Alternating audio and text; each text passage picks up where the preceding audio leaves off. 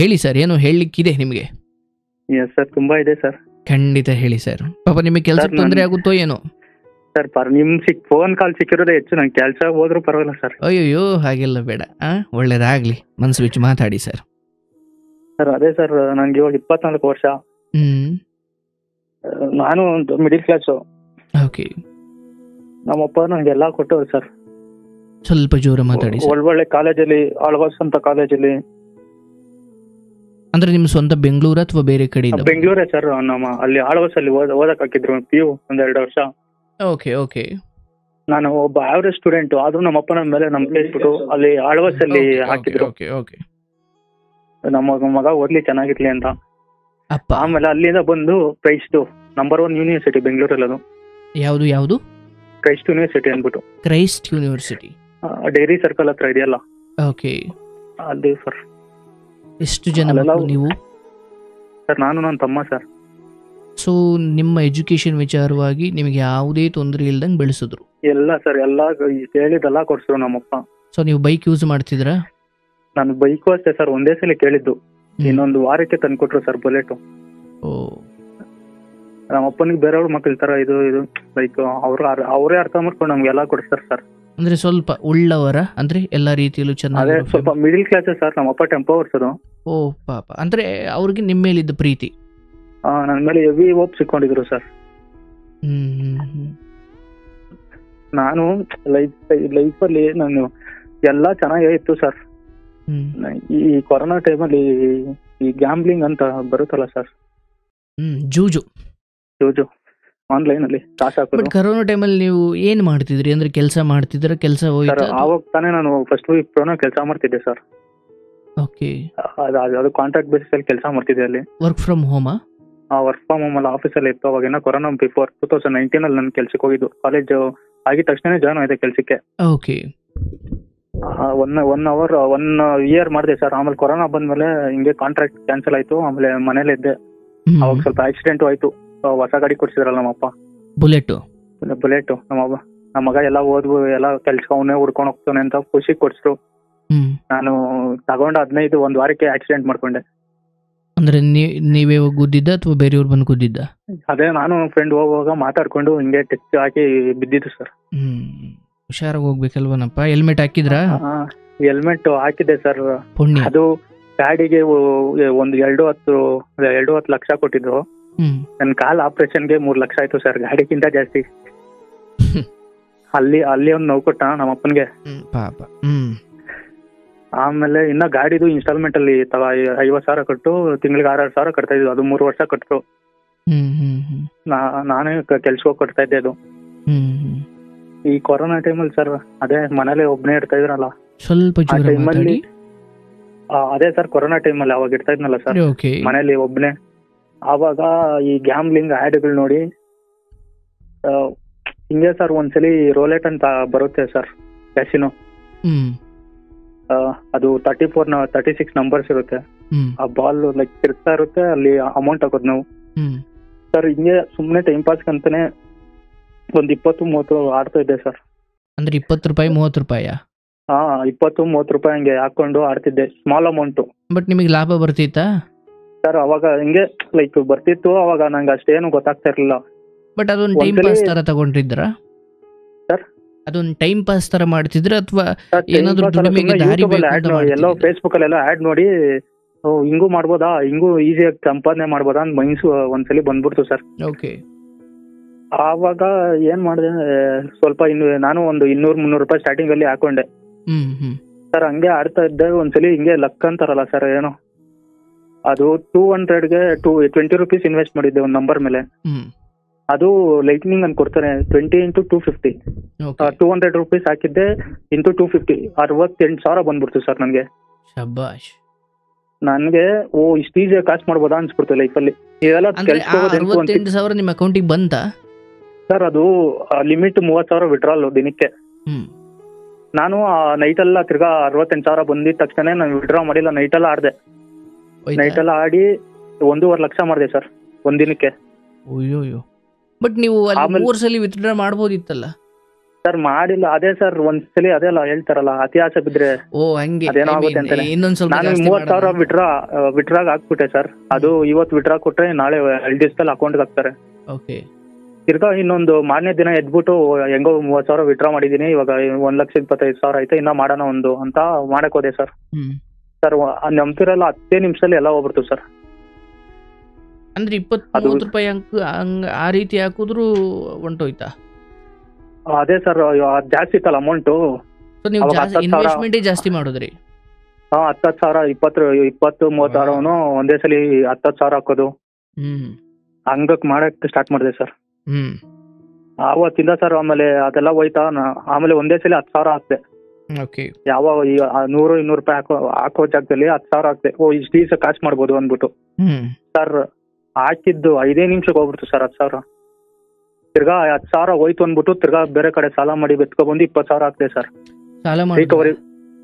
Sir recovery ಮಾಡ್ಬೇಕಲ್ಲ sir, ಹೋಗಿರೋ amount ಬರ್ಲಿ ಅಂತ 10,000. ತಿರ್ಗಾ 20,000 ಅಂದ್ರೆ ಈ ಸಾಧನೆಯ ಹಾದಿ ನಿಮ್ಮ ಮನೆಯವ್ರಿಗೆ ಇನ್ನೂ ಗೊತ್ತಿಲ್ಲ. ಐ ಮೀನ್ ಎಲ್ಲ ಇನ್ನ ಐತೆ ಸರ್ ಮುಂದೆ ಇದು. ಅಲ್ಲ ಆಗ ಇನ್ನು ಆ ಟೈಮಲ್ಲಿ ಏನು ಗೊತ್ತಿಲ್ಲ. ಬಂದು ನಮ್ಮ ಅಮ್ಮ ಅವರೆಲ್ಲ ಲೈಕ್ ನಾನು ನೈಟ್ ಹೊತ್ತು ಮಲ್ಗ್ತಾ ಇರ್ಲಿಲ್ಲ ಸರ್. ದಿನ ಇದೆ ಬೆಳಗಿಂದ ಸಾಯಂಕಾಲ ಗಂಟ. ಕೊರೋನಾ ಟೈಮಲ್ಲ ಆಚೆ ಹೋಗಂಗಿಲ್ಲ, ಇದೇ ಆಡ್ಕೊಂಡು ಕುತ್ಕೋತಾ ಇದ್ದೆ ಸರ್. ಏನ್ ಮಾಡ್ಕೊಂಡೆ. ಒಂದ್ ನಿಮಿಷ 1.5 ಲಕ್ಷ ಬಂದಿದ್ ನಿಮ್ಮ ಅಮ್ಮವ್ರಿಗೆ ಅಥವಾ ನಿಮ್ಮ ಮನೆಯವ್ರಿಗೆ ಹೇಳಿ? ಅವ್ರು ಯಾರಿಗೂ ಹೇಳಿಲ್ಲ ಸರ್ ನಾನು. ಸೊ ಜಾಸ್ತಿ ಬಂದಾಗ ಹೇಳೋಣ ಅಂತ? ಹಂಗೇನು ಇರ್ಲಿಲ್ಲ ಹೇಳ್ಬೇಕು ಅಂತ.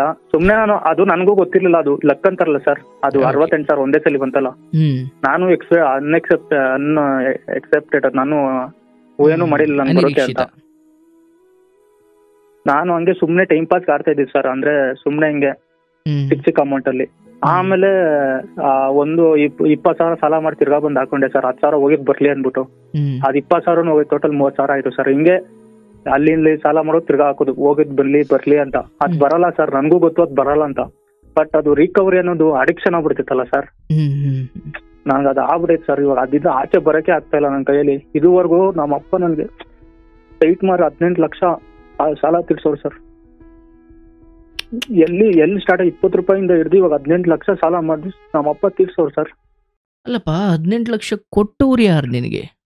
ನಮ್ಮ ಅಪ್ಪ ಕೊಟ್ಟು. ಅದು ಹೆಂಗಾಯ್ತು ಗೊತ್ತಾ ಸರ್, ಹಿಂಗೆ ಸಾಲ ಮಾಡಿ ಅವರ 20,000 ಹೋಯ್ತು. ತಿರ್ಗಾ ನೆಕ್ಸ್ಟ್ 30,000 ಹಂಗೆ ಯಾರ ಈಸ್ಕೊಂಡ್ ಫ್ರೆಂಡ್ಗಳು ಗೊತ್ತಿರೋರ ಹತ್ರ ಎಲ್ಲ ಕೊಡ್ತೀನಿ ಕೊಡು, ಸಂಬಳ ಬಂದ್ಮೇಲೆ ಕೊಡ್ತೀನಿ ಕೊಡು, ಹೋಗ್ಬಿಟ್ಟೈತೆ ಹಿಂಗೆ ಹಂಗೆ ಹೇಳ್ತಾ ಇರಲಿಲ್ಲ. ಗ್ಯಾಮ್ಲಿಂಗ್ ಆಡ್ತಾ ಇದ್ದೀನಿ, ಏನೋ ಕಷ್ಟ ಐತೆ ಕೊಡ್ತೀನಿ ಕೊಡು ಅಂತ ಅವರು ಕೊಡ್ತಿದ್ರು.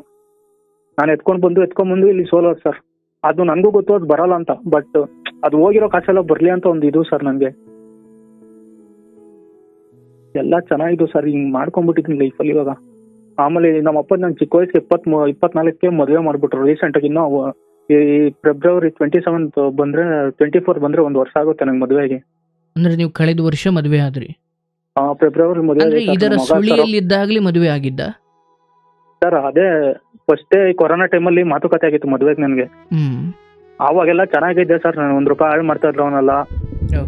ಅವಾಗ ನಾನು ಆಳು ವರ್ಷಲಿದ್ದಾಗ ನಮ್ಮ ಅಪ್ಪನೇ ಕಾಸು ಹಾಕ್ತಾ ಇದ್ರು. ಏನೋ ತಿನ್ನೋ ಅಲ್ಲಿ ಹೋಗಿ ನಾನ್ ವೆಜ್ ಅಲ್ಲಿ ನಾನ್ ವೆಜ್ ಕೊಡ್ತಾ ಇರ್ಲಿಲ್ಲ. ನಮ್ಮ ಅಪ್ಪನೇ ಹೇಳ್ತಾ ಇದ್ರು ಕಾಸು ಹಾಕಿ ಎಕ್ಸ್ಟ್ರಾ ಇನ್ನೂ ಅಲ್ಲಿ ಎತ್ಕೊಂಡು ಖರ್ಚು ಮಾಡು ಬಟ್ಟೆ ತಗೊಂತ. ನಾವು 1 ರೂಪಾಯಿ ಖರ್ಚು ಮಾಡಕ್ ಮನ್ಸು ಬರ್ತಾ ಇಲ್ಲ ಸರ್. ಹಂಗಿದ್ದೆ ಸರ್ ನಾನು. ನಮ್ಮಪ್ಪ ಟೆಂಪೋ ಓಡಿಸ್ತಾರೆ ಅಂದ್ಬಿಟ್ಟು ಅದೊಂದು ಮೈಂಡಲ್ಲಿ ಇತ್ತು. ನಮ್ಮಪ್ಪ ಎಷ್ಟೋ ಕಷ್ಟ ಬೀಳ್ತಾರೆ, 1 ರೂಪಾಯಿನೂ ಕೂಡಿಕೋಬೇಕು ಅಂದ್ಬಿಟ್ಟು ಆ ಮೈಂಡ್ ಸೆಟ್ ಅಲ್ಲಿ ಇದ್ದವನು ಈ ಕೊರೋನಾ ಟೈಮಲ್ಲಿ ಈ ಕ್ಯಾಮ್ಲಿಂಗ್ ಅನ್ನೋದ್ರಿಂದ ನನ್ನ ಸಂಸಾರನೇ ಹಾಳು ಮಾಡ್ಕೊಂಡ್ಬಿಟ್ಟಿದ್ದೀನಿ ಸರ್. ಇವಾಗ ನನ್ನ ತಮ್ಮ ಬೇರೆ ಅವನೇ ಸರ್. ಎಲ್ಲ ನನಗೆ ನಮ್ಮ ಅಪ್ಪ ಮಾಡ್ತಾ ಇದ್ರೆ ಪಾಪ ನನ್ನ ತಮ್ಮನೂ ಸಫರ್ ಆಗ್ತಾನೆ ಇದರಿಂದ ಆಚೆನೂ ಬರಕ್ಕಾಗ್ತಿಲ್ಲ ಸರ್. ಫಸ್ಟ್ ಈಗ ಅದು 18 ಲಕ್ಷ ಒಂದೇ ಸಲ ಕೊಟ್ಟಿಲ್ಲ ಸರ್. ಅದು 2 ಲಕ್ಷನೇ ಕೊಡ್ಕೊಂಡ್ ಬಂದ್ರು ಸರ್ ಮನೆಯಲ್ಲಿ. ಇವಾಗ 2 ಲಕ್ಷ ಕೊಡ್ತಾರೆ ಸರ್, ಎಲ್ಲ ತಿಳಿಸ್ತೀನಿ. ಈ ಆ್ಯಪ್ಗಳು, ಲೋನ್ ಆ್ಯಪ್ಗಳು ಇರ್ತಾವಲ್ಲ ಸರ್, ಈ 7 days. ಇವಾಗ ಎಕ್ಸಾಂಪಲ್ ಸರ್, ಈ 7 days ಲೋನ್ ಆ್ಯಪ್ ಅಂತ ಐತೆ ಸರ್.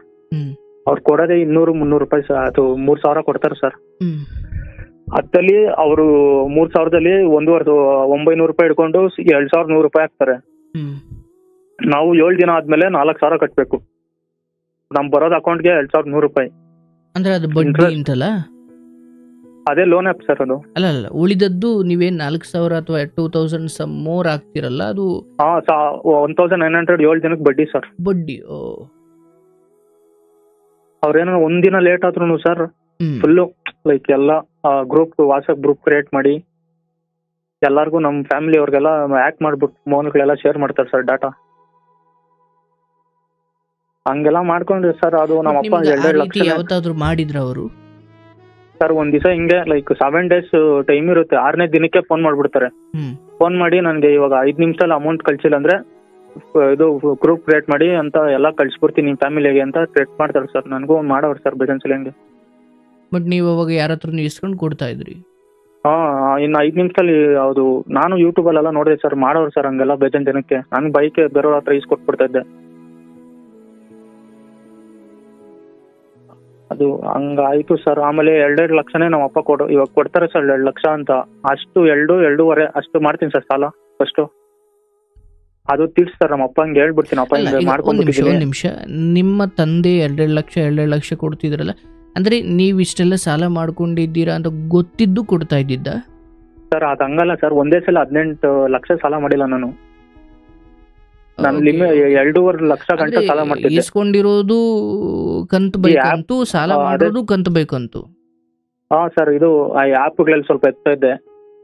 ಬೇರೆ ಬೇರೆ ಆ್ಯಪ್ಗಳೆಲ್ಲ ಇರ್ತಾವಲ್ಲ ಸರ್, ಅದ್ರಲ್ಲಿ ಸ್ವಲ್ಪ. ಆಮೇಲೆ ಫ್ರೆಂಡ್ಗಳ ಹತ್ರ ಬಡ್ಡಿಗಂತ ಈಸ್ಕೊತಾ ಇದ್ದೆ. ಎಲ್ಲ ಸೇರಿ ಒಂದು 2.5 ಲಕ್ಷ ಆಗ್ತಾ ಇತ್ತು ಸರ್ ಒಂದ್ಸೆ ಹಂಗೆ.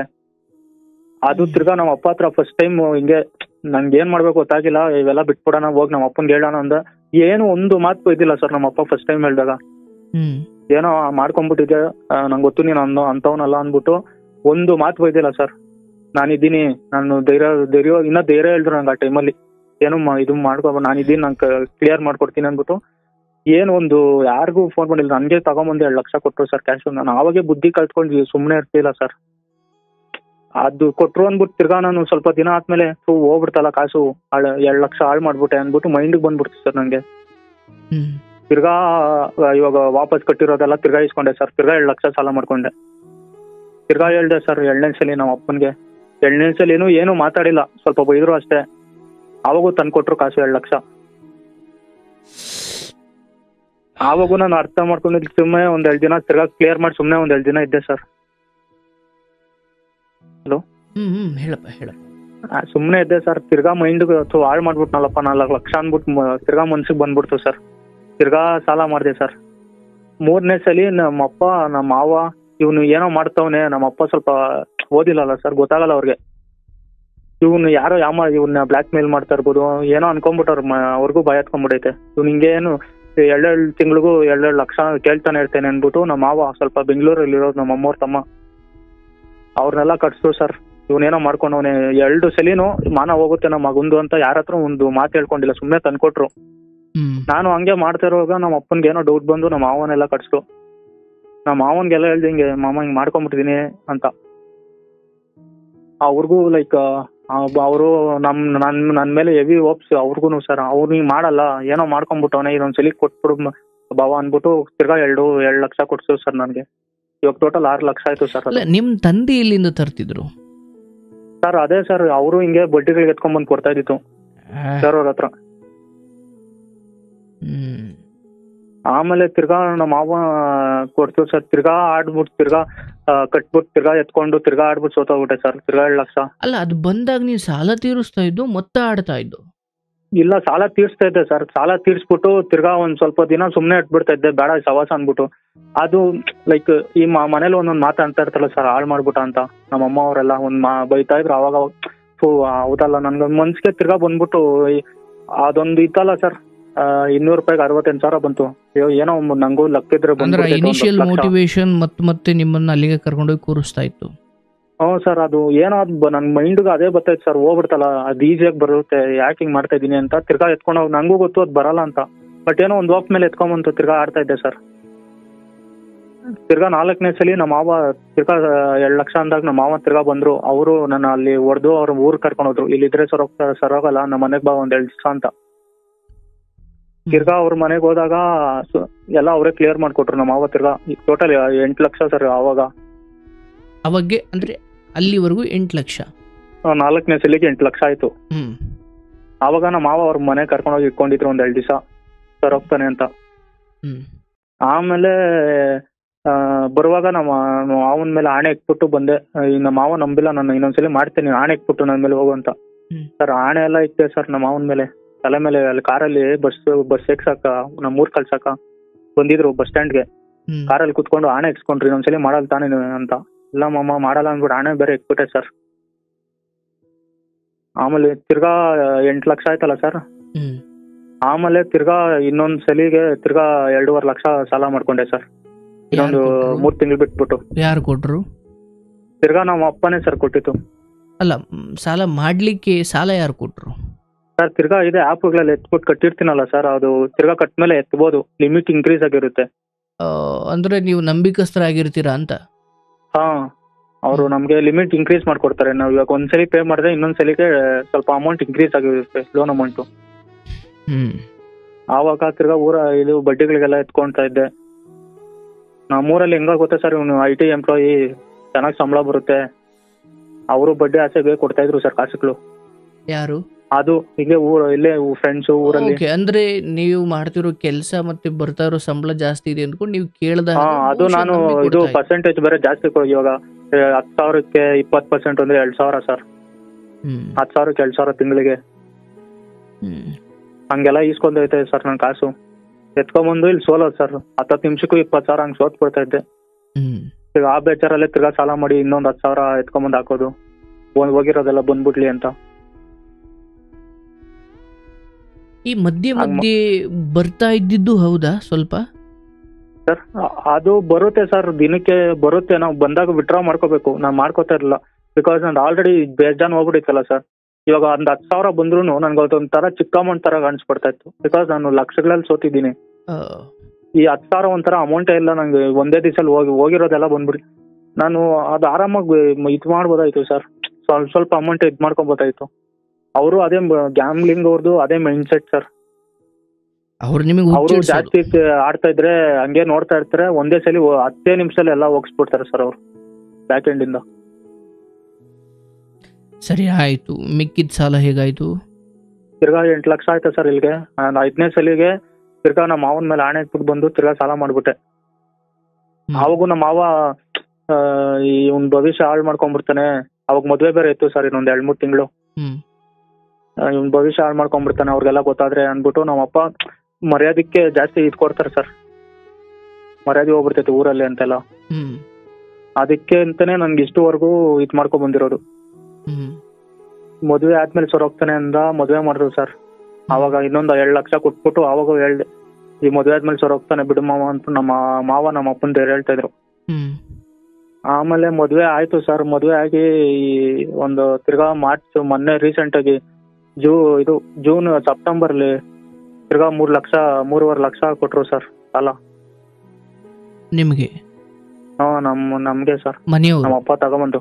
ತಿರ್ಗಾ ಸಾಲ 5ನೇ ಸಲಿಗೆ ಮದ್ವೆಕ್ಕಿಂತ ಮುಂಚೆ ನಮ್ಮ ಅಪ್ಪ ಆಲ್ರೆಡಿ ಸೈಟ್ ಎಲ್ಲ ಮಾರ್ತಿದ್ರು ಸರ್. ಸೈಟ್ ಮಾರಿ ಅದು ನಮ್ಮಪ್ಪ ಸಾಲ ಮಾಡಿದ್ವಿ ನನ್ ಕೊಡಕ್ಕೆ. ಅದುವರೆಗೂ 10 ಲಕ್ಷ ಆಗ್ಬಿಟ್ಟಿತ್ತಲ್ಲ ಸರ್. ಅಂದ್ರೆ ಅದಕ್ಕೆ ನೀನೇ ಕಾರಣ? ನಾನೇ ಕಾರಣ, ಮತ್ತೆ ಮದ್ವೆ ಬೇರೆ ಇತ್ತಲ್ಲ ಸರ್, ಅದಕ್ಕೂ ಕಾಸು ಬೇಕಾಗಿತ್ತಲ್ಲ. ಅದಕ್ಕೆ ಸೈಟ್ ನ ಒಂದ್ 25 ಲಕ್ಷಕ್ಕೆ ಮಾರ್ಬಿಟ್ರು ಸರ್ ಒಂದ್ ಸೈಟು. ಆಲ್ರೆಡಿ ನಮ್ದು 2 ಸೈಟ್ ಹೋಗ್ಬಿಡೈತೆ ಈ ಕಾರಣಕ್ಕೆ. ಹಾ ಸರ್, ಮೊದ್ಲು ಹಂಗೆ ನಮ್ಮ ಅಪ್ಪ ಯಾರಿಗೋ ಬಡ್ಡಿ ಕೊಟ್ಟಿದ್ರು, ಅವರು ಕಾಸು ಕೊಡ್ದಿರಾ 18 ಲಕ್ಷ ಯಾಮರ್ಸ್ಬಿಟ್ರು ನಮ್ಮ ಅಪ್ಪನ್ಗೆ. ಅವರು ಹಿಂಗೆ ನಮ್ಮ ಅಪ್ಪ ಕೇಳಕ್ ಹೋಗ್ತಾ ಇದ್ರೆ ಬಡ್ಡಿ ಕಾಸಲ್ಲಿ ಇದು ಬಡ್ಡಿ ಕೊಡ್ಬೇಡ ನಂಗೆ ಅಸಲಿ ಕೊಡು ಅಂತ. ಅವರು ಕೊಡ್ತಿಲ್ಲ ಸರ್. ನೀನೇನ ಜಾಸ್ತಿ ಬ್ಲಾಕ್ ಮೇಲ್ ಮಾಡಿದ್ರೆ ನೀನಾಕ ಇದು ಡೆತ್ ನೋಟ್ ಅಲ್ಲಿ ನೀನ್ ಹೆಸರು ಬರ್ದಿಕ್ತೀನಿ ಅಂತ ನಮ್ಮ ಅಪ್ಪನ್ ಬಾಯಕ್ಸ್ಬಿಟ್ಟವ್ರು ಚೆನ್ನಾಗಿ. ಅವಾಗ ಒಂದ್ ಸೈಟ್ ಮಾರಿ ನಮ್ಮ ಅಪ್ಪ ತೀರ್ಸ್ತು ಪಾಪ. ತಿರ್ಗಾ ಇವಾಗ ನಾನು ಮಗನಾಗಿ ನಮ್ಮ ಅಪ್ಪನ್ಗಿನ್ನ ನಾವು ಕೊಟ್ಬಿಟ್ಟಿದ್ನಿ ಸರ್. ಎಷ್ಟೋ ನಂಬಿಕೆ ಕೊಂಡಿದ್ವಿ ಸರ್, ನನ್ನ ಮಗ ಹೆಂಗೋ ಇರ್ತಾನೆ ಅಂತ. ಫಸ್ಟ್ 2 ಸಲಿನೂ ಅವ್ರು ಮೈಂಡ್ ಸೆಟ್ ನೋಡಿ ಸರ್, ನಮ್ಮ ಮಗ ಅಂತವನಲ್ಲ ಏನೋ ಮಾಡ್ಕೊಂಡ್ಬಿಟ್ಟವನೆ ಅಂತ. ನಾನು ಅವ್ರನ್ನ ಅದನ್ನೇ ಎನ್ಕ್ಯಾಚ್ ಮಾಡ್ಕೊಂಡು ಹಿಂಗೆ ಮಾಡ್ತಾನೆ ಇದ್ದೀನಿ ಸರ್. ತಿರ್ಗಾ 6ನೇ ಸಲ ಮದುವೆ ಆಗಿ ಸೆಪ್ಟೆಂಬರ್ ಅಲ್ಲಿ 3.5 ಲಕ್ಷ ಕೊಟ್ರು ಸರ್. ಅವಾಗ ನಮ್ಮ ಹುಡುಗಿಗೆಲ್ಲ ಗೊತ್ತಾಗಿಲ್ಲ ಸರ್. ನಮ್ಮಪ್ಪ ಹೇಳಿಲ್ಲ, ಇನ್ನು ಗೊತ್ತಾದ್ರೆ ಆ ಹುಡುಗಿನೂ ಇವ್ನಿಗೆ ಮರ್ಯಾದೆ ಕೊಡಲ್ಲ ಅಂದ್ಬಿಟ್ಟು. ಆಮೇಲೆ ತಿರ್ಗಾ ಸೋತ್ಬಿಟ್ಟೆ ಸರ್. ತಿರ್ಗಾ ಮೊನ್ನೆ ಜನವರಿನಲ್ಲಿ ಮೊನ್ನೆ ರೀಸೆಂಟ್ ಆಗಿ ಲಾಸ್ಟ್ ಮಂತ್ ಅಲ್ಲಿ ತಿರ್ಗಾ 2 ಲಕ್ಷ ಕೊಟ್ಟರು ಸರ್. ಇವಾಗ ಟೋಟಲ್ 18 ಲಕ್ಷ ಸರ್ ನಾನು ಅಪ್ಪಂದು ಹಾಳು ಮಾಡಿರೋದು. ಇವಾಗೂ ಅದೇ ಮೈಂಡ್ ಸೆಟ್ ಸರ್. ಕಾಸಿದ್ರೆ ಸಾಕು, ಒಂದು 100 ರೂಪಾಯಿ ಇದ್ರು ಸಾಕು ಸರ್, ಎತ್ಕೊಂಡ್ಬಂದು ಹಾಕ್ಬಿಡ್ತೀನಿ. ತಿಂತಾ ಇಲ್ಲ, ಇಲ್ಲಾಂದ್ರೆ ಏನು ಮಾಡ್ತಿಲ್ಲ ಸರ್. ನನಗೂ ನಾನು ಏನು ಖರ್ಚು ಮಾಡ್ತಾ ಇಲ್ಲ. ನಂಗೆ ಆ ಮೈಂಡ್ ಸೆಟ್ ಒಂದೊಂಥರ ಅಡಿಕ್ಷನ್ಗೆ ಹೋಗ್ಬಿಟ್ಟಿದ್ದೀನಿ ಸರ್. ಇದ್ದಿದ್ದು ಒಂದು ಸ್ಮಾಲ್ ಅಮೌಂಟ್ ಎತ್ಕೊಂಡ್ಬಂದ್ರು ಡಬಲ್ ಮಾಡಕ್ ನೋಡ್ತಾ ಇದೀನಿ ಸರ್. ಬಿಕಾಸ್ ನಾನು ಲಕ್ಷಗಳು ಸೋತ್ಬಿಟ್ಟಿದ್ದೀನಿ. ಅದರಿಂದ ಆಚೆ ಬರಕ್ಕೆ ಆಗ್ತಲ್ಲ ಸರ್. ಈ ಕಡೆ ನನ್ನ ಮದುವೆ ಆಗಿದ್ದೀನಿ, ಅಲ್ಲಿ ಚೆನ್ನಾಗಿಲ್ಲ ಸರ್. ಅಲ್ಲಿ ಒಂಥರ ನನ್ಗೆ ಅವ್ರು ಏನ್ ಹೇಳ್ರು ಕೇಳ್ಸಲ್ಲ. ನಂಗೆ ಯಾಕೆ ಮೈಂಡ್ ಎಲ್ಲ ಇದು ಈ ಗ್ಯಾಮ್ಲಿಂಗ್ ಅದ್ರ ಮೇಲೆನೆ ಇದಾಗ್ತೈತೆ ಸರ್. ಅದು ಆಚೆನೆ ಬರಕ್ ಆಗ್ತಿಲ್ಲ. ಎಷ್ಟೋ ಫೋನ್ ಯೂಸ್ ಮಾಡ್ದಿರೋ ಒಂದ್ 2 ದಿವಸ ಇದ್ದೆ ಸರ್, ಬೇಸಿಕ್ ಸೆಟ್ ಇಟ್ಕೊಂಡು. ಅದು ಇರುತ್ತಲ್ಲ ಸರ್, ಹೋಗಿರೋ ಕಾಸು ಬರ್ಲಿ ಅನ್ನೋದು ಹಾಳು ಮಾಡ್ಬಿಟ್ಟಿದೀನಿ. ನನ್ಗೂ ಗೊತ್ತು ಅದ್ ಬರಲ್ಲ ಅಂತ. ನಾನು ಇವಾಗೂ ಅಷ್ಟೇ ಸರ್, ಈಗ ಮಾಡ್ಕೊಂಡ್ಬಿಟ್ಟಿದೀನಿ ಲೈಫ್ ನಾನು. ಏನ್ ಮಾಡಕ್ಕೂ ಗೊತ್ತಾಗ್ತಲ್ಲ ಸರ್. ಎಷ್ಟೊಂದ್ಸರಿ ಸೂಸೈಡ್ ಅಟೆಂಪ್ಟ್ ಮಾಡೋಣ ಅಂತ ಹೋದೆ, ಆಗ್ತಲ್ಲ ಸರ್. ನಂಗೆ ಅಷ್ಟು ಧೈರ್ಯ ಇಲ್ಲ. ನನ್ಗಿನ್ನ ಬದುಕ್ಬೇಕಂತ ಬಲ ಆಸೆ. ಬೇಡಪ್ಪ. ಈಗ ಎಷ್ಟು ಸಾಲ ಇದೆ ಸರ್? ತಿರ್ಗಾ ಮನೆ 2 ಲಕ್ಷ ಕೊಟ್ರು ಸರ್ ನಮ್ಮಪ್ಪ. ಟೋಟಲ್ ತಿರ್ಗಾ ಮನೆ 1 ಲಕ್ಷ ಎತ್ಕೊಂಡ್ಬಂದು ಆಡ್ಬಿಟ್ಟಿದೀನಿ ಸರ್. ಸಾಲ ತೀರ್ಸಿಲ್ಲ. ಅಂದ್ರೆ ಈಗ ಸಾಲ ಒಂದು 3 ಲಕ್ಷ ಇದೆಯಾ? ಇವಾಗ 2 ಲಕ್ಷ ಗಂಟೆ ಐತೆ ಸರ್. ಈಗ ಅದೊಂದು ತೀರಿಸಬಹುದು. ಇವಾಗ ಅದಂತೂ ತೀರ್ಸಕ್ಕೆ ಸರ್ ನಮ್ಮ ಅಪ್ಪ ಫುಲ್ ಇದಾಗ್ಬಿಟ್ಟವ್ರು ಸರ್. ಅವ್ರಿಗೂ ಏನು ಮಾಡ್ಬೇಕು ಅಂತ ಗೊತ್ತಾಗ್ತಲ್ಲ. ಇವನು ಸರೋಗಲ್ಲ ಅಂದ್ಬಿಟ್ಟು ಇದು ಎಲ್ಲೆಲ್ಲೋ ತೋರಿಸ್ತಾರೆ ಸರ್. ಎತ್ಕೊಂಡು ದೇವಸ್ಥಾನಗಳಿಗೆಲ್ಲ ಹೋಗ್ತಾರೆ ಸರ್. ನಾನು ಇದು ಯಾವ್ದೋ ಇದೊಂದು ಕೆಟ್ಟ ಚಟ ಹಿಡ್ಕೊಂಡ್ಬಿಟ್ಟು ಲೈಫೇ ಸ್ಮೈಲ್ ಮಾಡ್ಕೊಂಡ್ಬಿಟ್ಟಿದ್ದೀನಿ ಸರ್. ಇವಾಗ ಹೆಂಗೋ ಇವತ್ತು ನಾನು ಅವೆಲ್ಲ ಇರ್ಲಿಲ್ಲ ಅಂದ್ರೆ ಇವಾಗ ಹೆಂಗೋ ರಾಜನ್ ತರ ಬದುಕೋದಾಯ್ತು ಸರ್ ಬರೋ ಸಂಬಳದಲ್ಲಿ. ಅಂದ್ರೆ ಈಗ ನೀವು ಕೆಲಸ ಮಾಡ್ತಿದ್ದೀರಿ ಮತ್ತೆ ಅದರಿಂದ ಸಂಬಳ ಬರ್ತಾ ಇದೆ? ಸರ್ ಸಂಬಳ ಬರುತ್ತೆ ಸರ್. ನಾನು ಕೆಲಸ ಬಿಟ್ಟಿಲ್ಲ. ನಾನು ಆಲ್ರೆಡಿ 4 years ಇಂದ ಇದ್ರ ಅನಿವಾರ್ಯತೆ ಏನಿದೆ? ಈಗ ಆಡ್ತೀನಿ, ಆಡ್ಲೇಬೇಕು, ಮನ್ಸು ಆ ಕಡೆ ಹೋಗುತ್ತೆ, ಚಟ ಹತ್ಬಿಟ್ಟಿದೆ.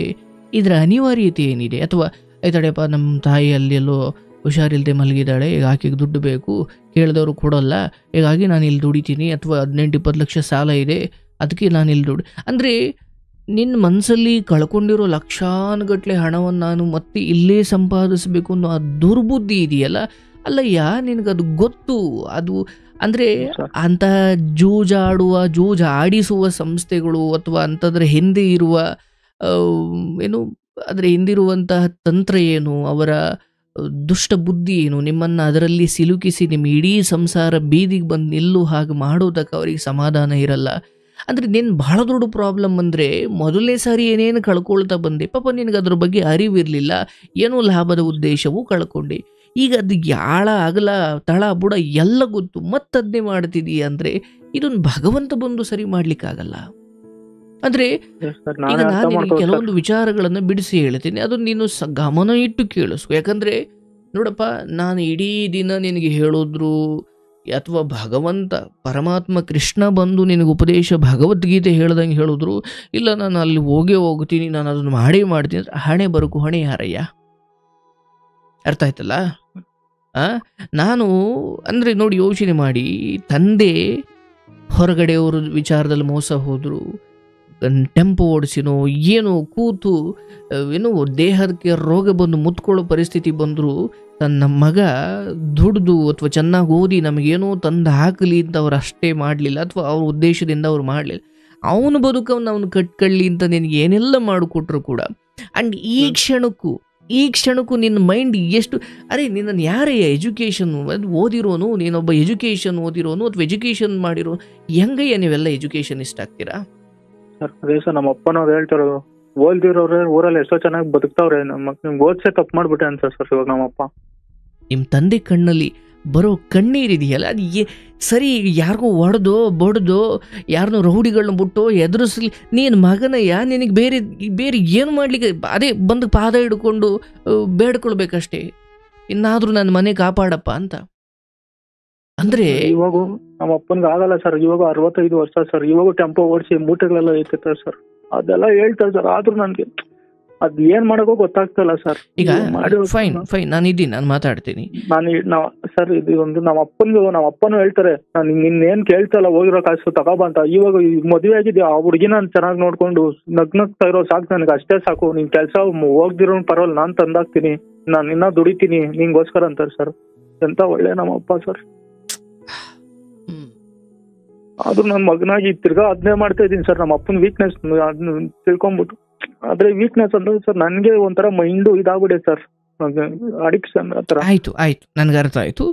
ನಾನು ಹೇಳ್ತೀನಲ್ಲಪ್ಪ, ಒಂದು ಅರ್ಥ ಮಾಡ್ಕೊ, ಈ ಪರಿಸ್ಥಿತಿಲಿರೋನು ನೀನೊಬ್ಬನೇ ಮಾತ್ರ ಅಲ್ಲ, ಜಗತ್ತಲ್ಲಿ ತುಂಬ ಜನ ಈ ಪರಿಸ್ಥಿತಿಯಲ್ಲಿ ನರಳುತ್ತಾ ಇದ್ದಾರೆ.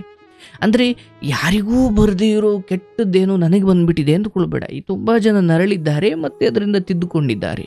ಆದರೆ ಮೊದಲು ನೀನು ಸ್ವಲ್ಪ ಬದುಕನ್ನು ನಾವು ಒಂಚೂರು ಬಿಡಿಸ್ತಾ ಹೋಗೋಣ. ಈಗ ನಾನು ಹೇಳೋದನ್ನು ಗಮನವಿಟ್ಟು ಕೇಳಿಸ್ಕೊ. ಅಂದರೆ ನೋಡಪ್ಪ, ಈಗ ನಿನ್ನ ತಂದೆ ನಿನ್ನ ಕಾಲಿಡಿಬೋದು, ಕೈ ಮುಗಿಬೋದು, ಆ ದೇವರಲ್ಲಿ ಹರಕೆ, ಈ ದೇವರಲ್ಲಿ ಹರಕೆ ಎಲ್ಲ ಮಾಡ್ಕೊಳ್ಬೋದು. ಆದರೆ ಅಂತಿಮವಾಗಿ ಆ ಇಡೀ ಮನೆಯನ್ನು ಉದ್ಧಾರ ಮಾಡುವುದು ಅಥವಾ ನಿನ್ನ ಈ ಚಟಕ್ಕೆ ಆ ಇಡೀ ಮನೆಯನ್ನು ಬಲಿ ಕೊಡುವುದು. ನಾನು ಹೇಳ್ತೀನಿ, ನೀನು ದೇವರನ್ನು ನಂಬ್ತೀಯನೆಯ? ಹ್ಞೂ ಸರ್. ನಂಬ್ತೀಯ? ಹ್ಞೂ ಸರ್. ಹೌದಲ್ಲ? ನಂಬ್ತೀನಿ ಸರ್. ಸರಿ, ಈಗ ಈಶ್ವರ, ನಿನ್ನ ತಮ್ಮನ ಬದುಕನ್ನು ಒಮ್ಮೆ ಯೋಚನೆ ಮಾಡು.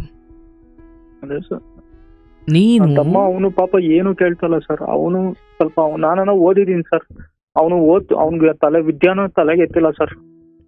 ಪಾಪ ಅವ್ನ ಫ್ಯೂಚರ್ ಏನಾಗ್ಬಿಡ್ತದೆ ಅದೊಂದು ಭಯ ಸರ್ ನನ್ನ ಕಡೆ. ಅಲ್ಲ, ಈಗ ಫೋನ್ನ ಸ್ವಿಚ್ ಆಫ್ ಮಾಡಿ ಅಥವಾ ಫೋನ್ ಕಿತ್ತೆಸ್ದು ಅಥವಾ ಆ ಆ್ಯಪ್ ಅನ್ಇನ್ಸ್ಟಾಲ್ ಮಾಡಿ ಇದನ್ನೆಲ್ಲ ಕಿತ್ತು ಬಿಸಾಕಿ ಒಂದು ಕಡೆ. ಅಂದರೆ ಸ್ವಲ್ಪ ಹೌದು, ಹುಚ್ಚನಂತೆ ಕೂಗಾಡಬೇಕು, ಕಿರ್ಚಾಡಬೇಕು, 1-2 ದಿನ ಅದು ನಿನ್ನ ಜೊತೆ ಇಲ್ಲ ಅಥವಾ ಅದನ್ನು ಆಡ್ಲಿಕ್ಕೆ ಆಗ್ತಾ ಇಲ್ಲ, ಹಿಂಗೇನೋ ಒಂದು ನಿನಗೇನು ಸಿಗ್ತಾ ಇಲ್ಲ, ಆಡ್ಲಿಕ್ಕೇನು ವ್ಯವಸ್ಥೆ ಇಲ್ಲ ಅಂದಾಗ 1-2 ದಿವಸ ಕಿರ್ಚಾಡ್ಬೋದು.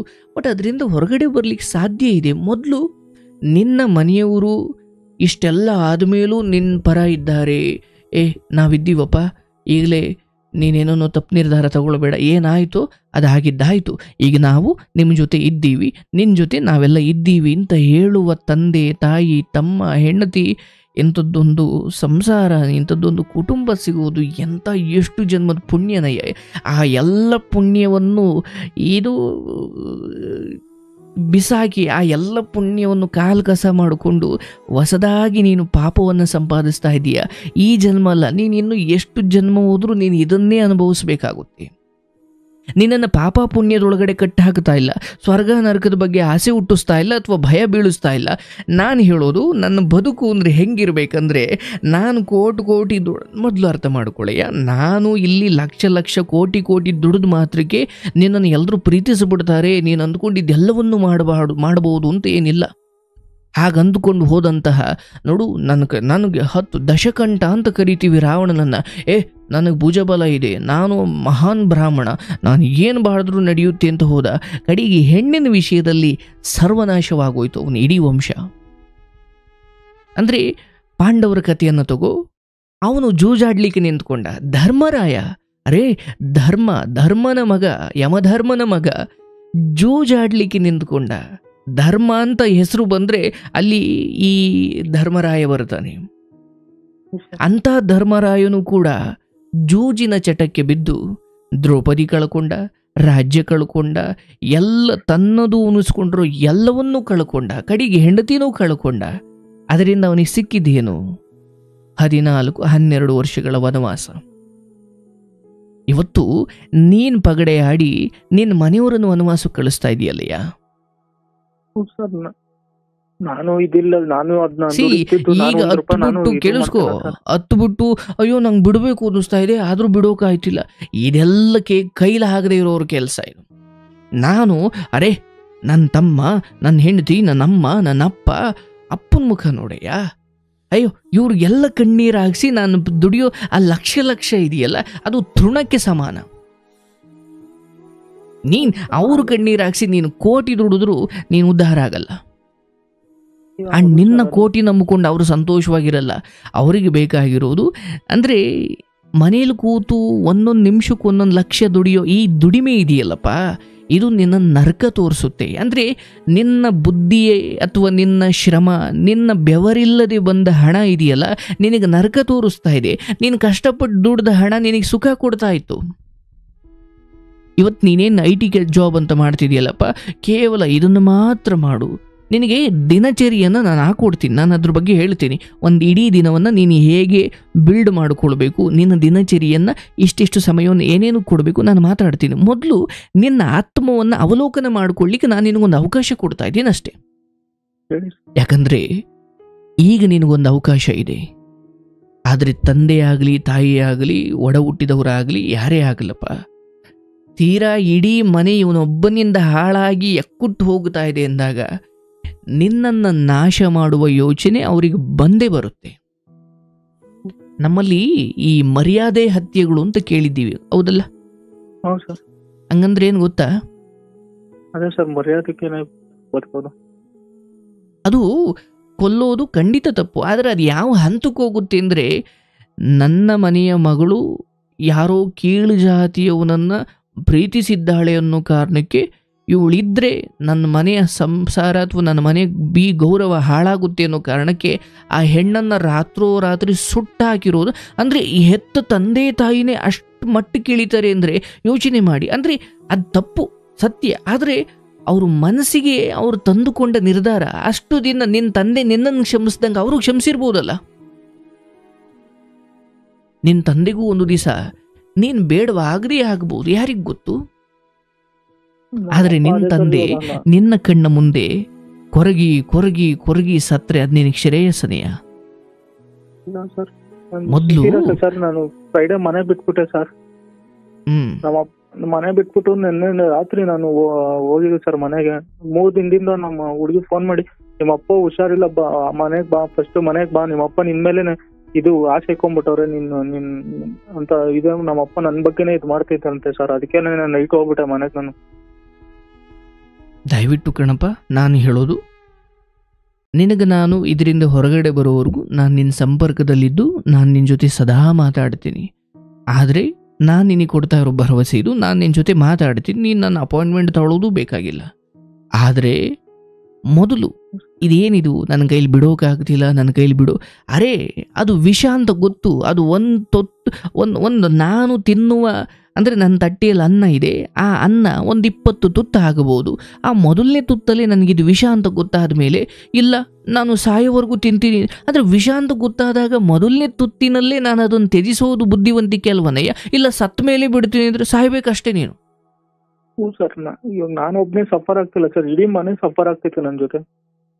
ಬೇರೆ ನೋಡಪ್ಪ, ಯಾವುದೋ ಆಕ್ಸಿಡೆಂಟ್ ಆಗಿ ಮಗ ದುಡ್ದು ಸಾಕಬೇಕಾದ ಮಗ ಕಾಲು ಮುರ್ಕೊಂಡು ಅಥವಾ ಏನೋ ಆಕ್ಸಿಡೆಂಟ್ ಆಗಿ ಹಾಸಿಗೆ ಮೇಲೆ ಮಲಗಿದ್ದಾನೆ, ಇಡೀ ಮನೆ ಅಳ್ತಾ ಇದೆ ಅಂದರೆ ಅದಕ್ಕೊಂದು ರೀತಿ ಹೇಳ್ಬೋದು. ಆದರೆ ನಿಂದಿದೆಯಲ್ಲಿಯ ಭಗವಂತ ಆಕ್ಸಿಡೆಂಟ್ ರೂಪದಲ್ಲೋ ಇನ್ಯಾವುದೋ ರೂಪದಲ್ಲೋ ಅವನೇ ತೊಂದರೆ ಕೊಟ್ಟರೆ ಅದು ಬೇರೆ. ಇದು ನೀನೇ ಮಾಡ್ಕೊಳ್ತಿರೋದು ಬಿಡು. ಅದು ಒಂದು ಕ್ಷಣ ಯೋಚನೆ ಮಾಡು, ನಾಳೆಯಿಂದ ನಾನಿದನ್ನು ಆಡೋದಿಲ್ಲ. ತಲೆ ಮೇಲೆ ತಲೆ ಬೀಳಲಿ ಅನ್ನಂದರೆ ನನಗೆ ಆಡಬೇಕು. ನಾನು ಹೇಳ್ತೀನಿ, ಸನ್ಯಾಸತ್ವ ತಗೊಂಡ್ಬಿಡು. ಸನ್ಯಾಸತ್ವ ತಗೊಂಡಿದ್ದೀನಿ ಅನ್ನೋಂಗೆ ಬದುಕು. ಆ ಹಣದ ಆಸೆ ಬರೋದು ಯಾವಾಗ? ನಾನು ಏನೋ ಮಾಡಬೇಕು, ಏನೋ ನೋಡಬೇಕು, ಏನೋ ತಿಳ್ಕೊಳ್ಬೇಕು, ಅಥವಾ ಏನೋ ಹಂಗೆ ಬದುಕಬೇಕು, ಹಿಂಗೆ ಬದುಕಬೇಕು, ಅವ್ರ ಮುಂದೆ ಹಿಂಗಿರಬೇಕು, ನನ್ನ ಹೆಂಡತಿ ಅಂದ್ರೆ ಕಳೆದೋಗಿರೋ ಮಾನವನ್ನು ಗಳಿಸಬೇಕು, ಏನೂ ಬೇಡ. ಸನ್ಯಾಸಿ ಏನೂ ಬಯಸೋದಿಲ್ಲ. ನೀನೀಗ ಹಾಗೆ ಯೋಚನೆ ಮಾಡಬೇಕು.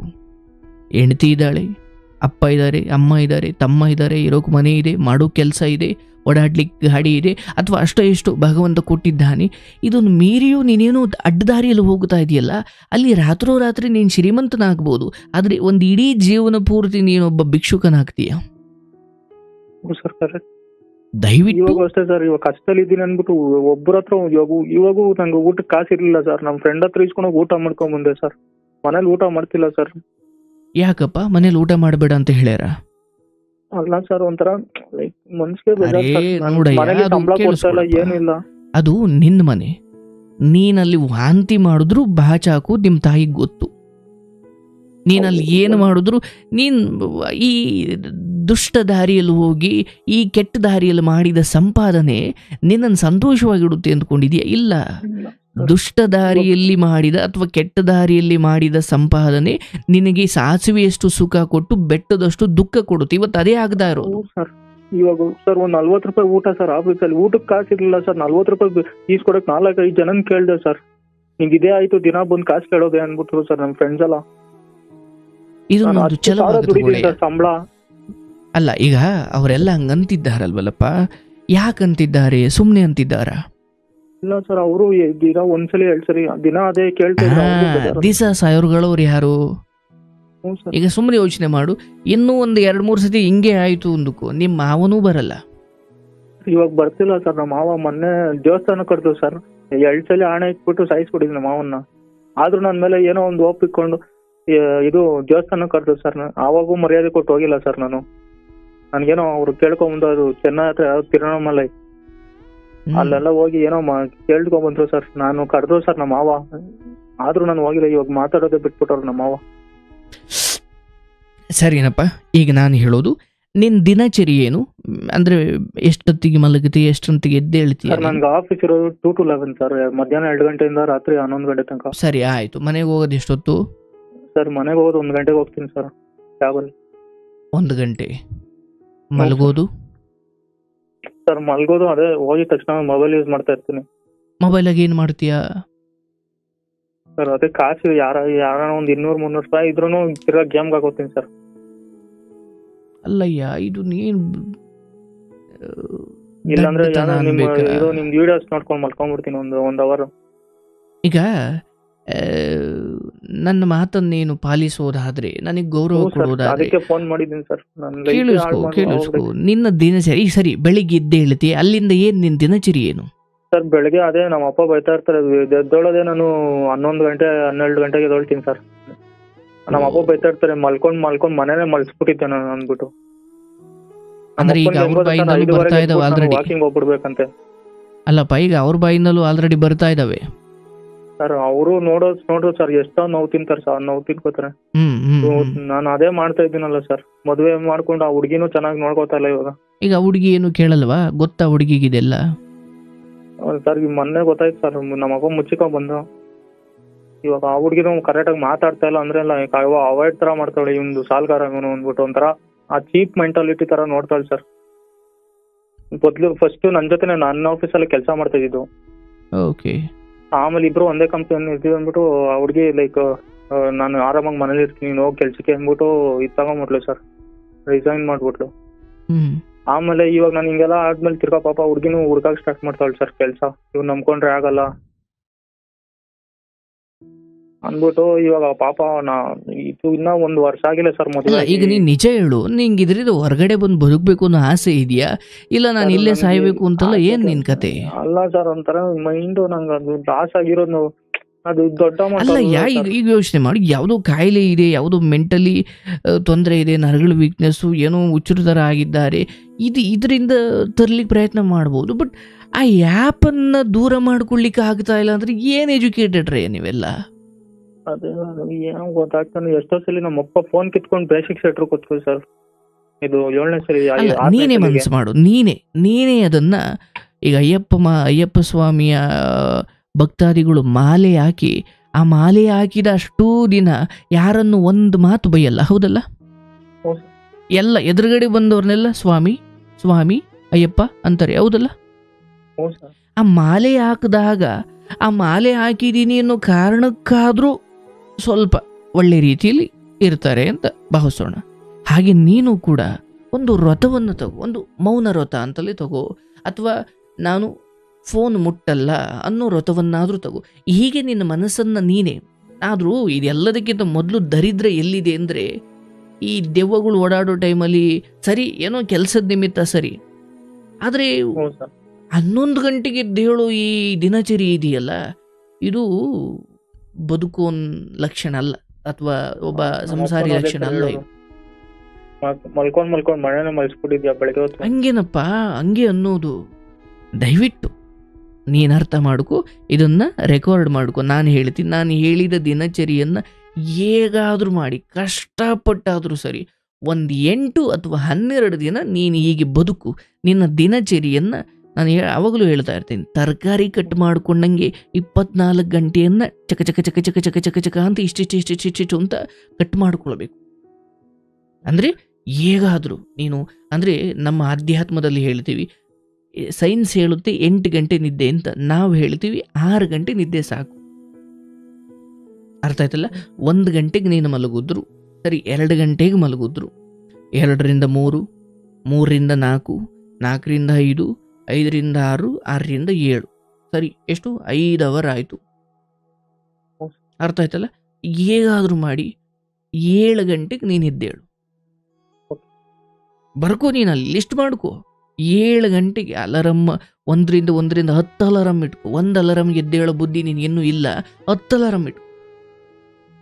ಓಕೆ ಹೇಗಾದರೂ ಮಾಡಿ ನಾಳೆಯಿಂದ ಮನೆಯವರೇ, ಅಂದರೆ ಮನೆಯಲ್ಲಿಯೂ ಒಂದು ದರಿದ್ರವಾದ ಮನಸ್ಥಿತಿಗಳು ದೂರ ಆಗಬೇಕಂದ್ರೆ ಸ್ವಲ್ಪ ನಾವು ಆ್ಯಕ್ಟಿವ್ ಆಗಿರಬೇಕು, ಕ್ರಿಯಾಶೀಲರಾಗಿರಬೇಕು, ಬೇಗ ಎದ್ದೇಳಬೇಕು.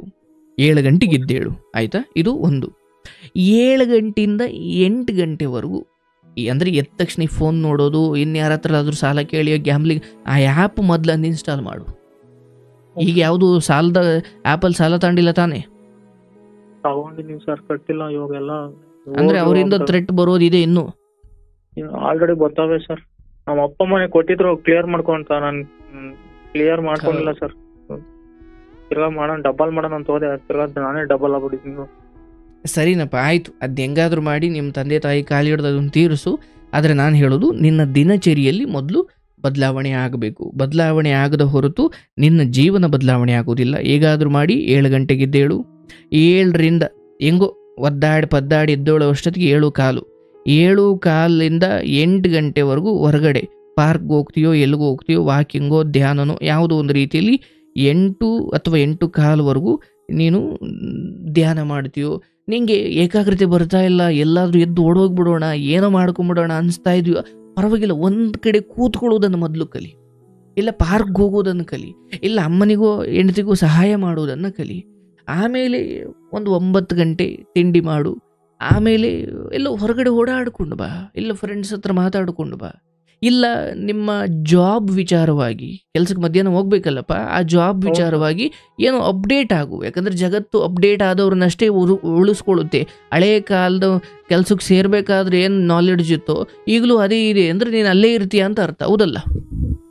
ನಮ್ಮ ಸಮಯವನ್ನು ಅಪ್ಡೇಟ್ ಮಾಡಿಕೊಳ್ಬೇಕು ನಾವು. ಅದು ಒಬ್ಬ ಸಂಗೀತಗಾರ ಆಗಲಿ, ಒಬ್ಬ ಆ್ಯಕ್ಟರ್ ಆಗಲಿ, ಒಬ್ಬ ಸೈಂಟಿಸ್ಟ್ ಆಗಲಿ, ಒಬ್ಬ ಬೇರೆ ಯಾವನೇ ಆಗಲಿ, ಅಪ್ಡೇಟ್ ಆದವನೇ ಉಳಿತಾನೆ ಕ್ಷೇತ್ರದಲ್ಲಿ ಅಥವಾ ಆ ಫೀಲ್ಡಲ್ಲಿ, ಹೌದಲ್ಲ? ನಿನ್ನ ನೀನು ಅಪ್ಡೇಟ್ ಮಾಡ್ಕೊ. ಜೊತೆಗೆ 11, 12 ಆ ಸಮಯದಲ್ಲಿ ಸ್ವಲ್ಪ ನಿಮ್ಮ ಮನೆಯವ್ರು ಕೂತು, ಅಮ್ಮ ಇರ್ತಾರೆ, ಅಪ್ಪ ಕೆಲ್ಸಕ್ಕೆ ಹೋಗಿರ್ತಾರೆ, ಅಮ್ಮ ಇರ್ತಾರೆ, ಹೆಂಡತಿ ಇರ್ತಾರೆ, ಕೂತು ಅವ್ರ ಜೊತೆ ಸಮಯ ಕಳಿ. ಆ ನಡುವೆ ನಿನಗೆ ಅಳಬೇಕು ಅನ್ಸುತ್ತಾ, ಕೂಗಾಡಬೇಕು ಅನ್ಸುತ್ತಾ, ಕೂಗಾಡು, ಅಳು. ಆದರೆ ಯಾರ ಮೇಲೂ ಕೋಪ ಮಾಡ್ಕೊಳ್ಬೇಡ. ಯಾಕಂದರೆ ನೀನೊಂದು ಡಿಪ್ರೆಷನ್ ಮನಸ್ಥಿತಿಯಲ್ಲಿರೋದ್ರಿಂದ, ಮೈಂಡ್ ಸೆಟ್ಟಲ್ಲಿರೋದ್ರಿಂದ ನಾನು ಹೇಳ್ತಾ ಇದ್ದೀನಿ.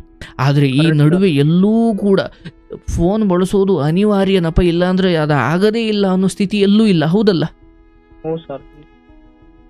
ಹೌದು ತಾನೆ? ಅದು ಅಂದರೆ ಹೊಟ್ಟೆಗಿಟ್ಟೆಷ್ಟು ಮುಖ್ಯನೋ ಫೋನು ನನಗೆ ಅಷ್ಟೇ ಮುಖ್ಯ ಅನ್ನೋ ಸ್ಥಿತಿ ಇಲ್ಲೆಲ್ಲೂ ಬರ್ತಾ ಇಲ್ಲ. ಯಾಕಂದರೆ ನೀನು ಕೆಲ್ಸಕ್ಕೆ ಹೋಗೋವರೆಗೂ ನೀನೇನು ನಿಮ್ಮ ಕೊಲೀಗ್ಸ್ ಜೊತೆ ಮಾತಾಡಬೇಕು ಅನ್ನೋ, ಅಥವಾ ಯಾರೋ ಸೀನಿಯರ್ ಜೊತೆ ಮಾತಾಡಬೇಕು ಅನ್ನೋ ಅವಶ್ಯಕತೆ ಬಿಟ್ಟರೆ, ಯಾರೋ ಗರ್ಲ್ ಫ್ರೆಂಡಿಗೆ ಮೆಸೇಜ್ ಮಾಡಲಿಕ್ಕೆ ನಿನಗೆ ಮದುವೆ ಆಗಿದೆ, ತೀರಾ ಅನಿವಾರ್ಯ ಅನ್ನೋ ಸ್ಥಿತಿ ಎಲ್ಲೂ ಇಲ್ಲ ಇಲ್ಲಿ.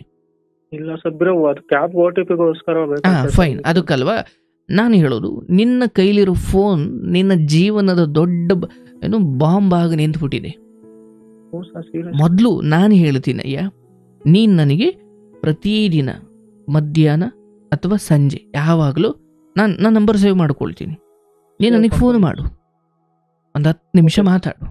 ಆದರೆ ನನಗೆ ನೀನು ಅಂದರೆ ನೋಡಪ್ಪ, ನಾನು ಭಗವಂತನ ಕೃಪೆಯಿಂದ ನಾನು ನಿನಗೆ ಹೇಳ್ತಾ ಇದ್ದೀನಿ, ನೀನು ನನ್ನ ಬಳಿ ಸುಳ್ಳು ಹೇಳಿ ಏನೆಲ್ಲ ಮಾಡ್ಬೋದು.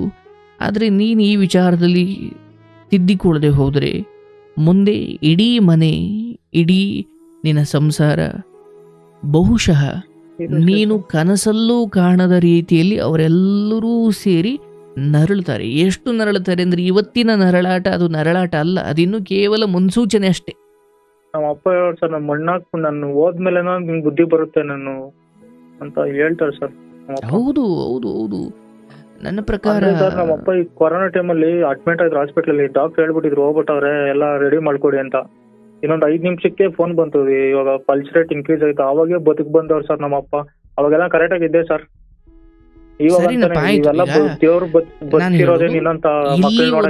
ಇಲ್ಲಿವರೆಗೂ ಏನ್ ಮಾಡ್ಕೊಂಡಿದೀಯಲ್ಲಪ್ಪ, ನನಗದು ಬೇಡ. ಆದ್ರೆ ನಾನು ಹೇಳೋದು, ನೀನೊಬ್ಬ ಹೊಸ ಮನುಷ್ಯನಾಗಲಿಕ್ಕೆ ಹಾತೋರಿತಾ ಇದೀಯ, ನಾನು ಅದನ್ನು ಗೌರವಿಸ್ತೀನಿ. ಸಮಾಜ ನಿನ್ನನ್ನು ಸಾವಿರ ಅನ್ಲಿ, ಆದರೆ ಈ ಆಶ್ರಮದ ಸಂಪರ್ಕ ಅಥವಾ ಈ ಜ್ಞಾನದ ಸಂಪರ್ಕ ಇಟ್ಕೋ. ನಿನ್ನ ಕೆಲಸವನ್ನು ನೀನು ಶ್ರದ್ಧೆಯಿಂದ ಮಾಡು. ಪ್ರತಿದಿನ 7 ಗಂಟೆ ಅಷ್ಟೊತ್ತಿಗೆ ಎದ್ದೇಳು. ಮಲ್ಗೆ 5 ಅವರ್ ಆಗಿರಲಿ. ನೋಡಪ್ಪ, ನಾನು ವೈಯಕ್ತಿಕವಾಗಿ ನಾನು ನಂಬೋದೇನೆಂದರೆ, ನೀನು 4 ಗಂಟೆಗೆ ಮಲ್ಕೊಂಡ್ರು 6 ಗಂಟೆ ಅಷ್ಟೊತ್ತಿಗೆ ಎದ್ದು ಬಿಡ್ಬೇಕು. ಅಂದರೆ ನಿನ್ನ ಸಾಧನೆ, ನಾನು ಮತ್ತೆ ಮೇಲೆ ಬರಬೇಕು, ನನ್ನ ಸಂಸಾರ ಮತ್ತೆ ಸರಿ ಮಾಡಿಕೊಳ್ಬೇಕು, ನನ್ನ ತಂದೆಯ ಮುಖದಲ್ಲಿ ನಗುವನ್ನು ತರಬೇಕು, ಈ ಛಲ ನಿನಗಿದ್ರೆ ನೀನು ಎದ್ದೇ ಹೇಳ್ತೀಯ. ಇಲ್ಲ ನಾನು ಹಾಳಾಗ್ಬಿಟ್ಟಿದ್ದೀನಿ ಬಿಡು, ಇನ್ನೇನು ಕಳ್ಕೊಳೋಕೆ ಏನು, ಯಾರು ಏನು ತಂದ್ರೆಯ, ಏನೂ ಇಲ್ಲ ಕಳ್ಕೊಳೋಕೆ. ಆದರೆ ಇಲ್ಲಿ ನೀನು ಸ್ವಲ್ಪ ಛಲವಂತನಾಗು. ನಿನ್ನ ಕೈಲಿರೋ ಆ ಬಾಂಬ್ ರೀತಿಯಲ್ಲಿರೋ ಫೋನನ್ನು ತೆಗೆದು ಸೈಡ್ಗಿಡು. ಕಾರ್ಯಕ್ರಮ ನೋಡ್ಲಿಕ್ಕೆ ಮಾತ್ರ ಬಳಸ್ಕೊ, OTP ಹೇಳಲಿಕ್ಕೆ ಮಾತ್ರ ಬಳಸ್ಕೊ. ಅದರ್ವೈಸ್ ನೀನು ಈ ಪರಿಸ್ಥಿತಿಗೆ ಬಂದಿದ್ದೀಯಾ ಅಂದಾಗ ಯಾವ ಲೋನ್ ಆ್ಯಪ್ಗಳು ಏನು ವಾಟ್ಸಪ್ ಮಾಡಿ ಏನು ಮಾಡಿ ಕಳ್ಕೊಳಕ್ಕೆ ಇನ್ನೇನಿದೆಯಾ, ಥ್ರೆಟ್ ಮಾಡಿದ್ರೆ ಏನು ಮಾಡ್ಬೋದು ಹಬ್ಬ ಅಂದರೆ? ಯಾರಿಗೇನು ಫೋಟೋ ಕಳಿಸಿದ್ರು ಎಲ್ರಿಗೂ ಗೊತ್ತಿರೋದೇ ತಾನೇ. ಮೊದಲು ಅದ್ರ ಬಗ್ಗೆ ಭಯ ಬಿಡು.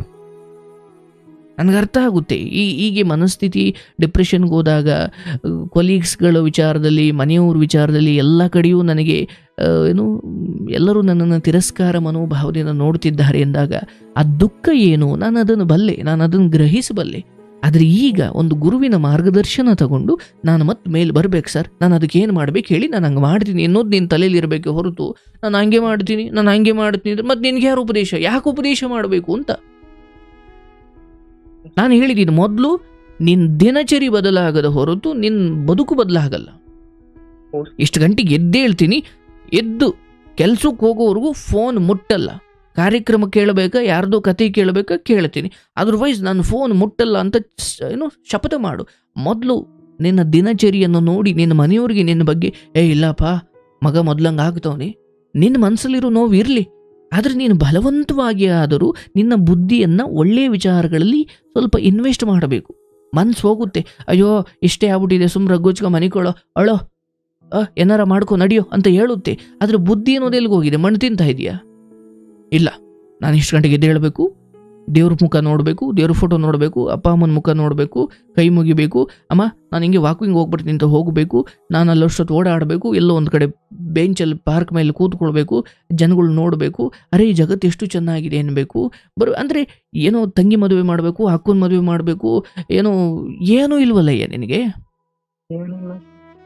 ದಯವಿಟ್ಟು ಇಷ್ಟರ ಮೇಲೂ ನಾನು ಅಯ್ಯೋ ನನಗೇನೋ ಅನಿಸುತ್ತೆ ಸರ್, ಅದಕ್ಕೆ ನಾನು ಈ ದಾರಿಯಲ್ಲಿ ಹೋಗಿ ಉದ್ಧಾರ ಆದವರು ಈ ಸಮಾಜಕ್ಕೆ ನೀನೊಂದು ಉದಾಹರಣೆ ಆಗ್ಬಿಟ್ಟು ನಿಂತುಬಿಟ್ಟಿದ್ದೀಯಾ ಇವತ್ತು. ಇದೇ ನಾನು ಯಾವತ್ತಾದರೂ ಹೇಳಬೇಕಾದ್ರೆ ಹಿಂಗೊಬ್ಬ ಹುಡುಗ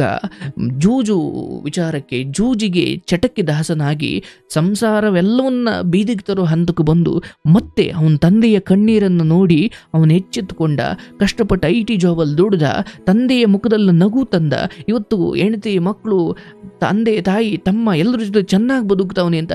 ಅಂದರೆ ಹಿಂಗೆ ಆಗಬೇಡಿ ಅನ್ನೋದಕ್ಕೂ ನೀನೇ ಉದಾಹರಣೆ ಆಗಬೇಕು, ಮತ್ತು ಅದರಿಂದ ಹೇಗೆ ಎದ್ದು ನಿಲ್ಲಬೇಕು ಅನ್ನೋದಕ್ಕೂ ನೀನೇ ಉದಾಹರಣೆ ಆಗಬೇಕು. ನಾನು ನಿನ್ನ ಸಂಪರ್ಕದಲ್ಲಿ ಇರ್ತೀನಿ. ಏನಪ್ಪ ನೀನು ಮಾಡಬೇಕು, ನಾನು ಹೇಳ್ತೀನಿ.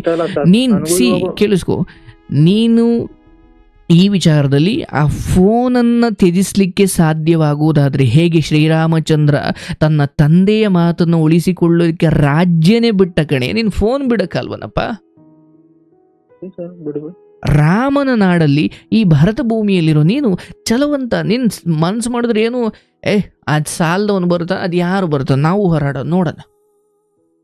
ನೀನು ಮೊದಲು ಒಳ್ಳೆಯವರು ಸಹವಾಸ ಮಾಡು, ಒಳ್ಳೆಯದ್ರ ಸಹವಾಸ ಮಾಡು. ನೋಡಪ್ಪ, ಕೆಟ್ಟವನು ಅನ್ಸ್ಕೊಳ್ಳಿಕ್ಕೆ ತುಂಬ ಸಮಯ ಏನು ಬೇಕಿಲ್ಲಯ್ಯ, ಆದರೆ ಒಳ್ಳೆಯವನು ಅಂತ ಅನ್ಸ್ಕೊಳ್ಳೋದು ಅಥವಾ ಆ ಸನ್ನಡತೆ ಉಳ್ಳ ಮನುಷ್ಯನಾಗ್ಲಿಕ್ಕೆ ತುಂಬ ಸಮಯ ಬೇಕು. ನೀನು ಕೈ ಮುಗಿತೀನಿ, ನಿಮ್ಮ ತಂದೆಗೆ ದುಃಖ ಕೊಡಬೇಡ. ತಂದೆಗೆ ಅನ್ನೋದಕ್ಕಿಂತ ನಿನಗೆ ನೀನು ದುಃಖ ಕೊಟ್ಕೊಳ್ಬೇಡ. ನಮ್ ರಿಲೇಷನ್ ಅಲ್ಲಿ ಅಷ್ಟೇ ಸರ್, ಯಾರೋ ಹಿಂಗೆ ಅವ್ರ ಅಪ್ಪನಿಗೆ 1.5 ಕೋಟಿ ಸಾಲ ಮಾಡಿ 2 ಮಕ್ಕಳು ಅವ್ರ ಅಪ್ಪ ನೇಣಾಕೊಂಡು ಅವೆಲ್ಲ ನಮ್ಮ ಅಪ್ಪ ಹೇಳ್ತಾರೆ ಸರ್. ಆದ್ರೂ ನನಗೆ ಹೌದಪ್ಪ, ದಯವಿಟ್ಟು ನಾನು ನಿನ್ನ ಅಣ್ಣನೋ ತಮ್ಮನೋ ಅಂದ್ಕೋ, ಗುರು ಅಂದ್ಕೋ, ಏನಾದರೂ ಅಂದ್ಕೋ, ನಾನು ಹೇಳೋದು ಈ ದಿನ ಈ ರಾತ್ರಿ ನೀನು ಎಲ್ಲಿ ಕೂತಿದ್ದೀ ಅಲ್ಲಿ ನಿರ್ಧಾರ ಮಾಡು. ಹೌದು, ಇನ್ನು ಮುಂದೆ ಇದೇ ಕೊನೆ. ನಾನು ಭಿಕ್ಷೆ ಬೇಡೋ ಸ್ಥಿತಿಗೆ ಬಂದರೂ ಪರವಾಗಿಲ್ಲ, ನಾನು ಈ ವಾಮ ಮಾರ್ಗ ಅಂತ ನಾವು ಇದನ್ನು ಕರಿತೀವಿ. ಅಂದರೆ ಎಲ್ಲಿ ನಿನ್ನ ಬೆವರಿಲ್ಲವೋ, ಎಲ್ಲಿ ನಿನ್ನ ದೇಹವನ್ನು ಇನ್ವಾಲ್ವ್ ಮಾಡಿ ಅಥವಾ ಎಲ್ಲಿ ನೀನು ಕಷ್ಟಪಟ್ಟು ಸಂಪಾದಿಸುವುದಿಲ್ಲವೋ ಆ ಎಲ್ಲ, ಅಂದರೆ ಒಬ್ಬ ವೇಶ್ಯೆಯ ದುಡಿಮೆಗೂ ನನ್ನ ದುಡಿಮೆಗೂ ಏನು ವ್ಯತ್ಯಾಸ ಇದೆಯಾ ಇವತ್ತು? ಅವಳು ತನ್ನ ದೇಹ ಮಾರ್ಕೊತಿದ್ದಾಳೆ, ನೀನು ನಿನ್ನ ಮನೆಗೆ ಗೌರವವನ್ನು ಮಾರ್ಕೊಳ್ತಿದೀಯ. ಹೌದು ಸರ್. ದಯವಿಟ್ಟು ಇವತ್ತು ಆ ಜಾಗದಲ್ಲಿ ನಿರ್ಧಾರ ಮಾಡು. ಸರಿ, ನನ್ನ ಸ್ನೇಹಿತರನ್ನ ಒಂದೊತ್ತಿನ ಊಟಕ್ಕೆ ದುಡ್ಡು ಕೇಳೋ ಪರಿಸ್ಥಿತಿ ಬಂತಲ್ವ, ಯಾಕೆ ಬಂತು? ಆ ಜೂಜಾಟದಿಂದ ಬಂತು. ಅದನ್ನು ಉಳಿಸ್ಕೊಳ್ಳೋ ಅಗತ್ಯ ಏನಿದೆ? ಅದು ಅಲ್ಲಿ ದುಡಿದೇ ಹೋದ್ರೆ ನೀನು ಮನೆಗೆ ಬರಬೇಡ ಅಂತ ಹೇಳ್ದವರ ಮನೆ ಅಪ್ಪ ಅಮ್ಮದಿರು ಇಲ್ಲ. ಅಂತ ಅಪ್ಪ ಅಮ್ಮ ಇದ್ದಾರೆ. ಮನೇಲಿ ನಾನು ನೋಡ್ಕೊತೀನಿ, ನಗ್ನಾಗ್ತಾ ಓಡಾಡ್ಕೊಂಡಿದ್ರು, ನಮ್ಮ ಮುಂದೆ ಸಾಕು ಅಂತಾರೆ ಸರ್ ನಮ್ಮಪ್ಪ. ದಯವಿಟ್ಟು ಈ ಪರಿಸ್ಥಿತಿಯನ್ನ ನೀನು ಎನ್ಕ್ಯಾಶ್ ಮಾಡ್ಕೋ. ಇಲ್ಲಿ ಆ ಮೊಬೈಲ್ ಸಹವಾಸ ಬಿಡು. ಹೆಂಡತಿ ಇದ್ದಾಳೆ. ದಯವಿಟ್ಟು ಇದೇನಂದ್ರೆ ಈಗ ಈ ಜೂಜಾಟದ ಕಥೆಯಿಂದ ಏನು ದುಃಖ ಅನುಭವಿಸ್ತಿದ್ಯೋ ಇದಕ್ಕೂ 100ರಷ್ಟು ದುಃಖ ಆ ಹೆಣ್ಮಗಳು ತಿರುಗಿ ಬಿದ್ರೆ ನೀನು ಇಡೀ ಮನೆ ಅನುಭವಿಸ್ಬೇಕಾಗುತ್ತೆ. ಇರೋ ಕೆಲಸನೂ ಕಳ್ಕೊಳ್ಬೇಡ, ಯಾಕಂದ್ರೆ ಕೆಲಸ ಕಷ್ಟಪಟ್ಟು ತಗೊಂಡಿದೀಯಲ್ಲಪ್ಪ. ಕೆಲ್ಸದ ಜಾಗದಲ್ಲಿ ಒಂದು ಘನತೆ ಇರಬೇಕು ನಮಗೆ. 100 ರೂಪಾಯಿ ಕೊಡು, 10 ರೂಪಾಯಿ ಕೊಡು, 20 ರೂಪಾಯಿ ಕೊಡು. ಅರೆ, ನೀನು ಅಲ್ಲೇನೋ ಕಸ ಗುಡ್ಸೋಕೆ ಹೋಗ್ತಿಲ್ಲ, ನೀನು ಅವ್ರ ಥರನೇ ಕೆಲಸ ಮಾಡ್ತಾ ಇದೀಯ, ನಿನಗೂ ಸ್ಯಾಲ್ರಿ, ಅವ್ರಿಗೆಲ್ಲ ಅದು ಗೊತ್ತು, ಇವನಿಗೂ ಸ್ಯಾಲ್ರಿ ಬರುತ್ತೆ, ಮತ್ತು ಇವನು ಯಾಕೆ ನಮ್ಮ ಹತ್ರ ಹಿಂಗೆ ಕೇಳ್ತಾನೆ? ಅಲ್ಲಿ ಯಾರೋ ಕಸ ಗುಡ್ಸೋರು ಕೇಳಿದ್ರೆ, ಅಯ್ಯೋ ತಡಿಯಪ್ಪ ಪಾಪ ಆತನಿಗೆ ತಿಂಗಳಿಗೆ 1,000 5,000 ಕೊಡ್ತಾರೆ, ಅವ್ನು ಕೊಡೋಣ ಕಾಪಿಗೋ ಟೀಗೋ ಅಂತ ಕೊಡ್ಬೋದು. ನೀನು ಅವರಂತೆ ನೀನು ಸಾರಿ ಸಮಾನ ಕೂತು ಕೆಲಸ ಮಾಡೋನು 100 ರೂಪಾಯಿ ಕೊಡಿ 20 ರೂಪಾಯಿ ಕೊಡಿ ಅಂದರೆ ನಿನ್ನ ಬಗ್ಗೆ ಕೀಳಿರಿಮೆ ಬರುತ್ತೋ ಇಲ್ವೋ, ಅಥವಾ ನಿನ್ನ ಬಗ್ಗೆ ಒಂದು ಕೆಟ್ಟ ಮನೋಭಾವನೆ, ಕೆಟ್ಟ ಅಭಿಪ್ರಾಯ ಬಂದೇ ಬರುತ್ತಲ್ಲಯ್ಯ. ಬಂದ್ಬಿಟ್ಟಿದೆ. ಸರಿ ಆಯ್ತು, ಸಮಾಜ ನಿನ್ನನ್ನು, ಕೊಲೀಗ್ಸ್ಗಳು ನಿನ್ನನ್ನು ಏನಾದರೂ ಅನ್ಲಿ, ಈಗ ನಿನ್ನ ತಂದೆ ತಾಯಿ ಫೋನ್ ಮಾಡು, ಅಪ್ಪ ನಾನು ಬದಲಾಗಿದ್ದೀನಿ, ಇನ್ನು ಮುಂದೆ ನಾನು ಯಾವ ಆಟ ಜೂಜಾಟ ಇರೋ ಕೆಲಸ ನೆಟ್ಟಗೆ ಮಾಡ್ತೀನಿ, ಇಲ್ಲಿವರೆಗೂ ಏನಾಯಿತು ನನ್ನನ್ನು ಕ್ಷಮಿಸ್ಬಿಡಿ. ನಿಮ್ಮ ತಂದೆ ತಾಯಿ ಕಾಲಿಗೆ ಬಿದ್ದು ನೋಡಯ್ಯ, ನಿನ್ನೆಲ್ಲ ಪಾಪವೂ ಹೊರಟೋಗುತ್ತೆ. ಅವ್ರ ಪಾದವನ್ನು ಸ್ಪರ್ಶ ಮಾಡು. ಅವರಿಗೆ ಅಯ್ಯೋ ನನ್ನ ಮಗ ಈಗ ನೀನು ಅವನು ತೀರಿಸಿದೆಯೋ ಇಲ್ವೋ ಅದು ಬೇಡ, ಅಯ್ಯೋ ನನ್ನ ಮಗ ಮೊದಲಂತ ಆಗ್ಬಿಟ್ಟ, ನಮ್ಮ ಕಾಲಿಗೆ ಬೀಳೋ ಅಷ್ಟು ಒಳ್ಳೆಯವನಾದ ಅಂತ ಗೊತ್ತಾದಾಗ ಅವ್ರು ಆ ಕ್ಷಣ ಪ್ರಾಣ ಬಿಟ್ಟರು. ಆ ಪಾಪ ಅಥವಾ ಅಲ್ಲಿವರೆಗೂ ಅವ್ರ ದುಃಖಕ್ಕೆ ಕಾರಣ ಆಗಿರೋ ನಿನಗೆ ಆ ತಟ್ಟಿದ ಪಾಪ ಎಲ್ಲ ಕಳೆದು ಹೋಗುತ್ತೆ. ಸೊ ಈಗ ನಿನ್ನ ಕೈಲಿರೋದು ಮೊದಲು ದಿನಚರಿಯನ್ನು ಬರೆದು ಒಂದು ನಿನ್ನ ರೂಮಲ್ಲಿ ಅಂಟಾಕು. Time table. ಈಗ ಶಾಲೆ ಯಾಕೆ ಶಿಸ್ತಿನ ಕ್ಷೇತ್ರ ಆಗಿರ್ತವೆ, ಅಥವಾ ಶಾಲೆಗಳು ಯಾಕೆ ಶಿಸ್ತಿನಲ್ಲಿ ಗುರುತಿಸ್ಕೊಂಡಿರ್ತವೆ ಅಂದರೆ, ಎಷ್ಟು ಗಂಟೆಗೆ ಕನ್ನಡ, ಎಷ್ಟು ಗಂಟೆಗೆ ಗಣಿತ, ಎಷ್ಟು ಗಂಟೆಗೆ ಇಂಗ್ಲೀಷು, ಎಷ್ಟು ಗಂಟೆಗೆ ಮಧ್ಯಾಹ್ನದ ಊಟ, ಎಷ್ಟು ಗಂಟೆ ಅಂದರೆ ಆ ಟೈಮ್ ಟೇಬಲ್ ಇರೋದಕ್ಕೆ ತಾನೇ ಅಲ್ಲಿ ಒಂದು ವ್ಯವಸ್ಥೆ ಅಂತ ನಡೀತಾ ಇರೋದು. ಅಲ್ಲಿ ಮಕ್ಕಳು ಶಿಸ್ತಾಗಿ ಬರೋದು. ಯಾರು ಯಾವಾಗ ಬೇಕಾದರೂ ಬರ್ಬೋದು ಅನ್ನೋದಾದರೆ ಶಾಲೆ ಹಾಕಬೇಕಿತ್ತು, ಹೌದಲ್ಲ? ಎಲ್ಲಿ ಟೈಮ್ ಟೇಬಲ್ ಇರೋದಿಲ್ವೋ ಅದು ಮನೆಯಾಗಲಿ ಶಾಲೆ ಆಗಲಿ, ಅಲ್ಲಿ ಮಕ್ಕಳು ಹಾದಿ ತಪ್ಪುತ್ತಾರೆ. ದಯವಿಟ್ಟು ನಿನ್ನ ಹೆಂಡತಿ, ನಿನ್ನ ತಂದೆ, ನಿನ್ನ ತಮ್ಮ, ನಿನ್ನ ತಾಯಿ ಇವರೆಲ್ಲರನ್ನು ಸ್ವಲ್ಪ ಕರುಣೆಯ ದೃಷ್ಟಿಯಿಂದ ನೋಡು. ಎಷ್ಟು ಗೋಳುಕೊಳ್ತೀಯಾ? ಬೇಡ. ಇಷ್ಟು ದಿನ ನಮ್ಮ ಅಪ್ಪ ನಿಂದ ಒಬ್ಬಂದೇ ಆಯ್ತು, ಇವಾಗ ಅವ್ರಿಗೆ ಬೇರೆ ಮದುವೆ ಮಾಡ್ಬಿಟ್ಟು ಅವ್ರಿಗೆ ಬಾಳ್ ಬೇರೆ ಹಾಳು ಮಾಡ್ಬಿಟ್ಟಿದ್ರಿಂದ ಅದೊಂದು ಫೀಲ್ ಸರ್ ನಮ್ಮ ಅಪ್ಪನಿಗೆ. ಹೌದಪ್ಪ, ಹೌದು ಸಹಜ ಅಲ್ವನಯ್ಯ. ಆಕೆಗೂ ಆಸೆ ಇಟ್ಕೊಂಡೇ ಬಂದಿರ್ತಲ್ಲ, ಹೌದಲ್ಲಪ್ಪ? ಹೌದು ಸರ್, ನಮ್ಮ ಅಪ್ಪನಿಗೆ ಇವಾಗ ಅದು ಜಾಸ್ತಿ ಯೋಚನೆ ಆಗ್ಬಿಡುತ್ತೆ, ಹುಡುಗಿನ ಬಾಳ್ ಹಾಳು ಮಾಡ್ಬಿಟ್ಟು ಎಲ್ಲ ಸೇರ್ಕೊಂಡು ಅಂದ್ಬಿಟ್ಟು. ಇಲ್ಲ, ನಿಮ್ಮ ತಂದೆ ಅಂದ್ಕೊಂಡಿರೋದು ಸುಳ್ಳು ಹಾಕಬೇಕು, ನೀನು ಹಾಗೆ ಬದುಕಬೇಕು. ಕಣ್ಣೀರು ಒರೆಸ್ಕೋ, ಆಸೆ ಸರ್ ನನಗೆ. ಆರಿಸ್ಕೋ, ಕಣ್ಣೀರು ಒರೆಸ್ಕೋ. ನೀನೀಗ ಒಳ್ಳೆ ಮನುಷ್ಯನಾಗಿದ್ದೀಯ. ಆ ಜೂಜ್ ಆ್ಯಪಿಗೆ ಮತ್ತೆ ಕೈ, ನಿನ್ನ ಹತ್ರಕ್ಕೆ ನಾಳೆನೇ 10,000 ಬರಲಿ, ಆ 10,000 ತಾಂಡೋಗಿ ನಿಮ್ಮ ತಂದೆ ಕೈ ಕೊಟ್ಬಿಟ್ಟು ಕೈ ಮುಗಿಯೋದು ಬುದ್ಧಿ ಬರಬೇಕೆ ಹೊರತು, ತಡಿ 10,000 ಬಂತು ಈಗ ಇದರಿಂದ 10 ಲಕ್ಷ ಮಾಡ್ತೀನಿ ನೋಡು ಅನ್ನೋ ಆ ದುರ್ಬುದ್ಧಿ ಬೇಡ. ಈ ಮಾರ್ಗದಲ್ಲಿ ಸಂಪಾದಿಸಿದ ಯಾವ ಹಣವೂ ನಿನ್ನ ಬಳಿ ನಿಲ್ಲೋದಿಲ್ಲ. ಅದು ನಿನಗೊಂದಷ್ಟು ಚಟವನ್ನು ಅಂಟಿಸ್ಬಿಟ್ಟು ಹೊಂಟೋಗುತ್ತೆ. ಆಮೇಲೆ ನೀನು ಒಳಿಗೂ ಹೋಗೋಕ್ಕಾಗದೆ ಆಚೆಗೂ ಬರೋಕ್ಕಾಗದೆ ನರಳಾಡಬೇಕಾಗುತ್ತೆ. ಅವಾಗ ಅದೇ ಸರ್ ಹೇಳ್ತಾನೆ, 40 ರೂಪಾಯಿ ಊಟಕ್ಕೆ ಅಂತ ಇಸ್ಕೊಡೆ. ಅವಾಗ ಮನ್ಸಿಗೆ ಬಂತು, ಅಯ್ಯೋ 40 ಬಂತಲ್ಲ, ನಾಳೆ 80 ಮಾಡ್ಕೊಂಡ್ ನಾಳೆಗೂ ಆಗ್ಬೋದಿಲ್ಲ. ಅದು 40 ರೂಪಾಯಿನಲ್ಲಿ ಯೋಚನೆ ಸರ್ ನನಗೆ. ಇಲ್ಲಪ್ಪ, ಯೋಚನೆ ಮಾಡಬೇಡ. ನನ್ನ ನಂಬರ್ ಸೇವ್ ಮಾಡ್ಕೊ. ಈಗ ನೀನು ನನ್ನ ಮಾತನ್ನು ಕೇಳ್ತೀನಿ ಅಂತ ಹೇಳಿದೀಯ. ಮೊದಲು ನೀನು ಎಷ್ಟು ಗಂಟೆಗಾರ ಮೊದಲು ಮಲಗು, 7 ಗಂಟೆಗೆ ಎದ್ದೇಳೋದು ಕಲಿ.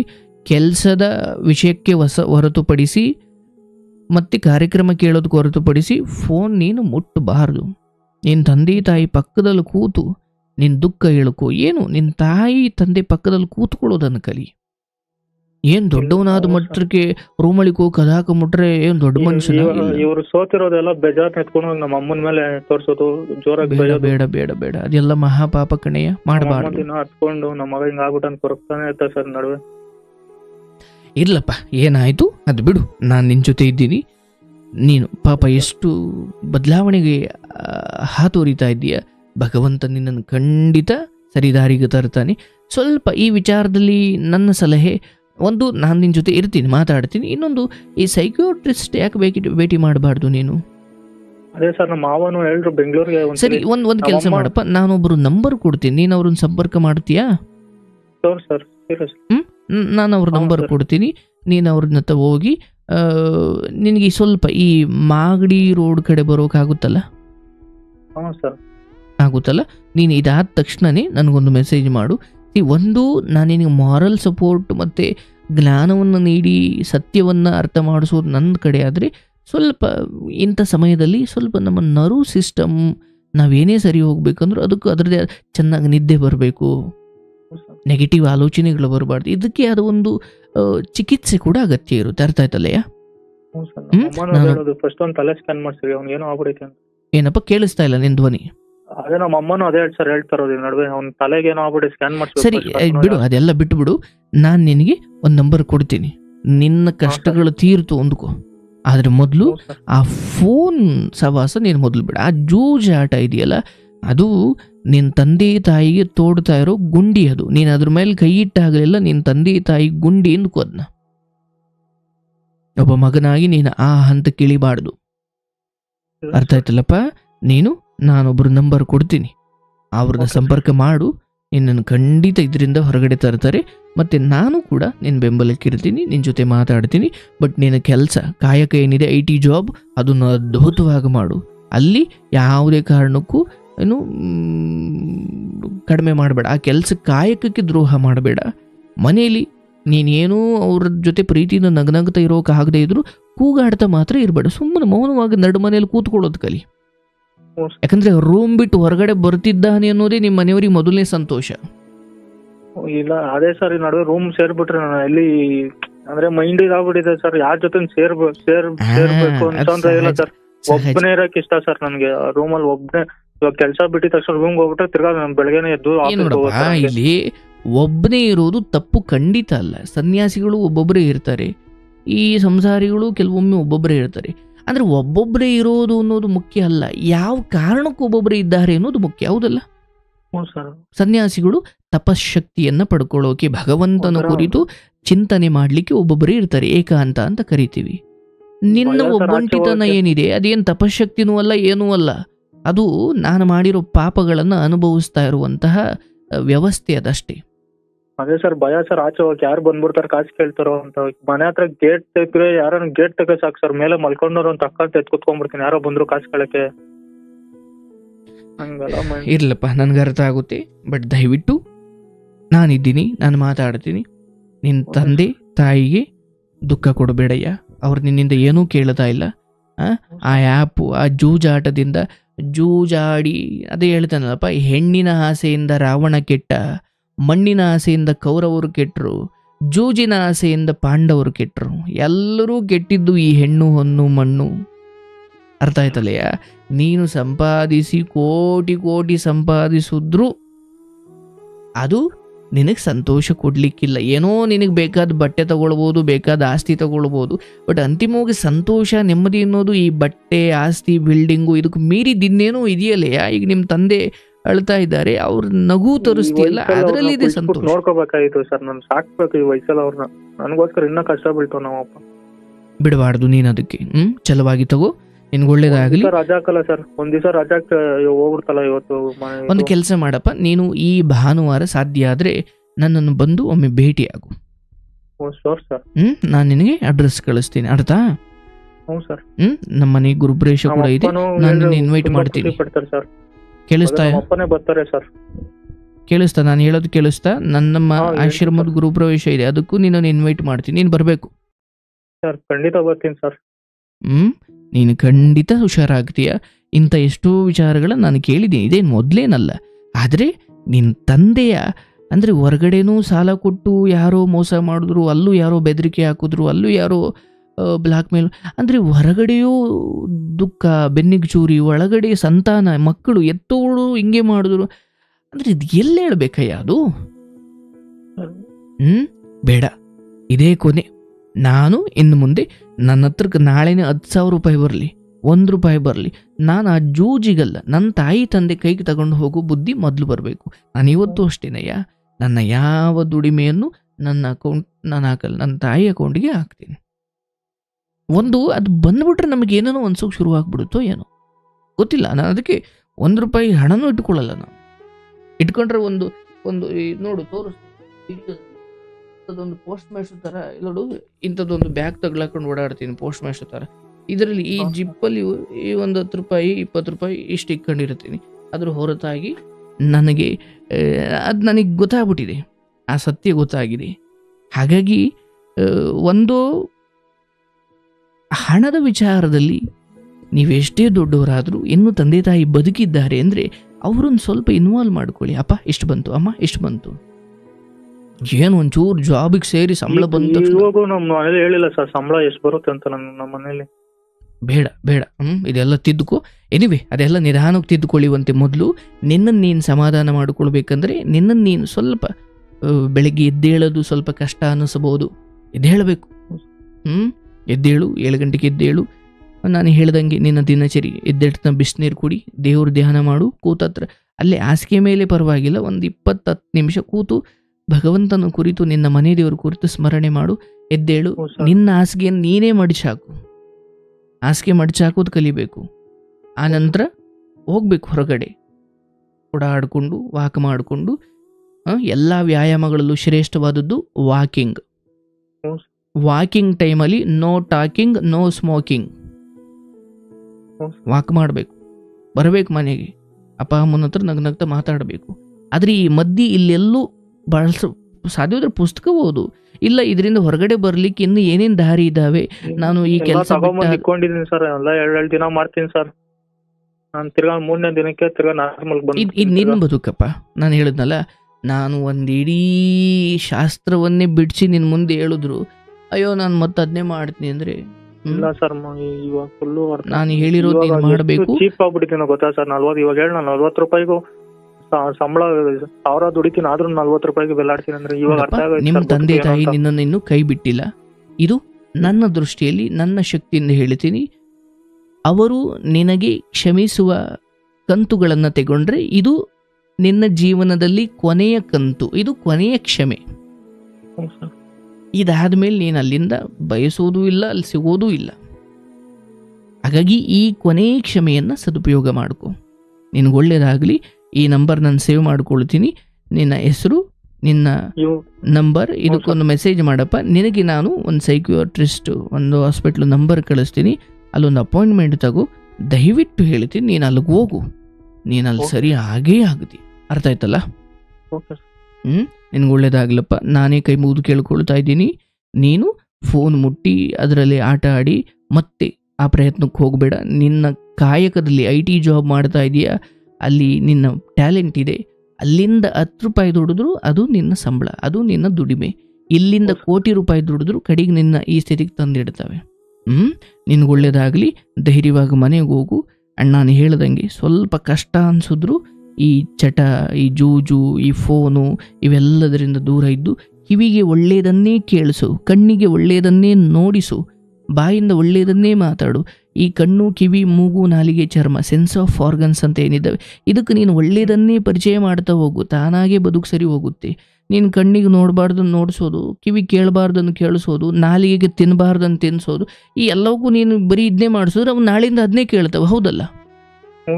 ಮನಸ್ಸನ್ನು ನಿಯಂತ್ರಣಕ್ಕೆ ತರೋದು ಬೇರೆ ಏನೂ ಅಲ್ಲ. ಈ 5 ಇಂದ್ರಿಯಗಳಿದ್ದಾವಲ್ಲ, ಇವುಗಳನ್ನು ಸ್ವಲ್ಪ ಕಟ್ಟಾಕಬೇಕು ನಾವು. ಆಗ ಮನಸ್ಸು ತಾನಾಗೆ ಬರುತ್ತೆ. ಒಳ್ಳೇದಾಗ್ಲಿ, ಶುಭವಾಗಲಪ್ಪ. ಇದಕ್ಕೆ ಮೆಸೇಜ್ ಮಾಡಪ್ಪ, ನಾನು ನಿನ್ನ ಜೊತೆ ಮಾತಾಡ್ತೀನಿ. ತುಂಬಾ ಥ್ಯಾಂಕ್ಸ್. ನೆಮ್ಮದಿಯಾಗಿ ನಿದ್ದೆ ಮಾಡು. ತಪ್ಪು ನಿರ್ಧಾರ ತಗೊಳ್ಳೇಬೇಡ. ಹಂಗ್ ಮಾಡ್ಕೊಂಡ್ಬಿಡ್ತೀನಿ, ಹಿಂಗ್ ಮಾಡು.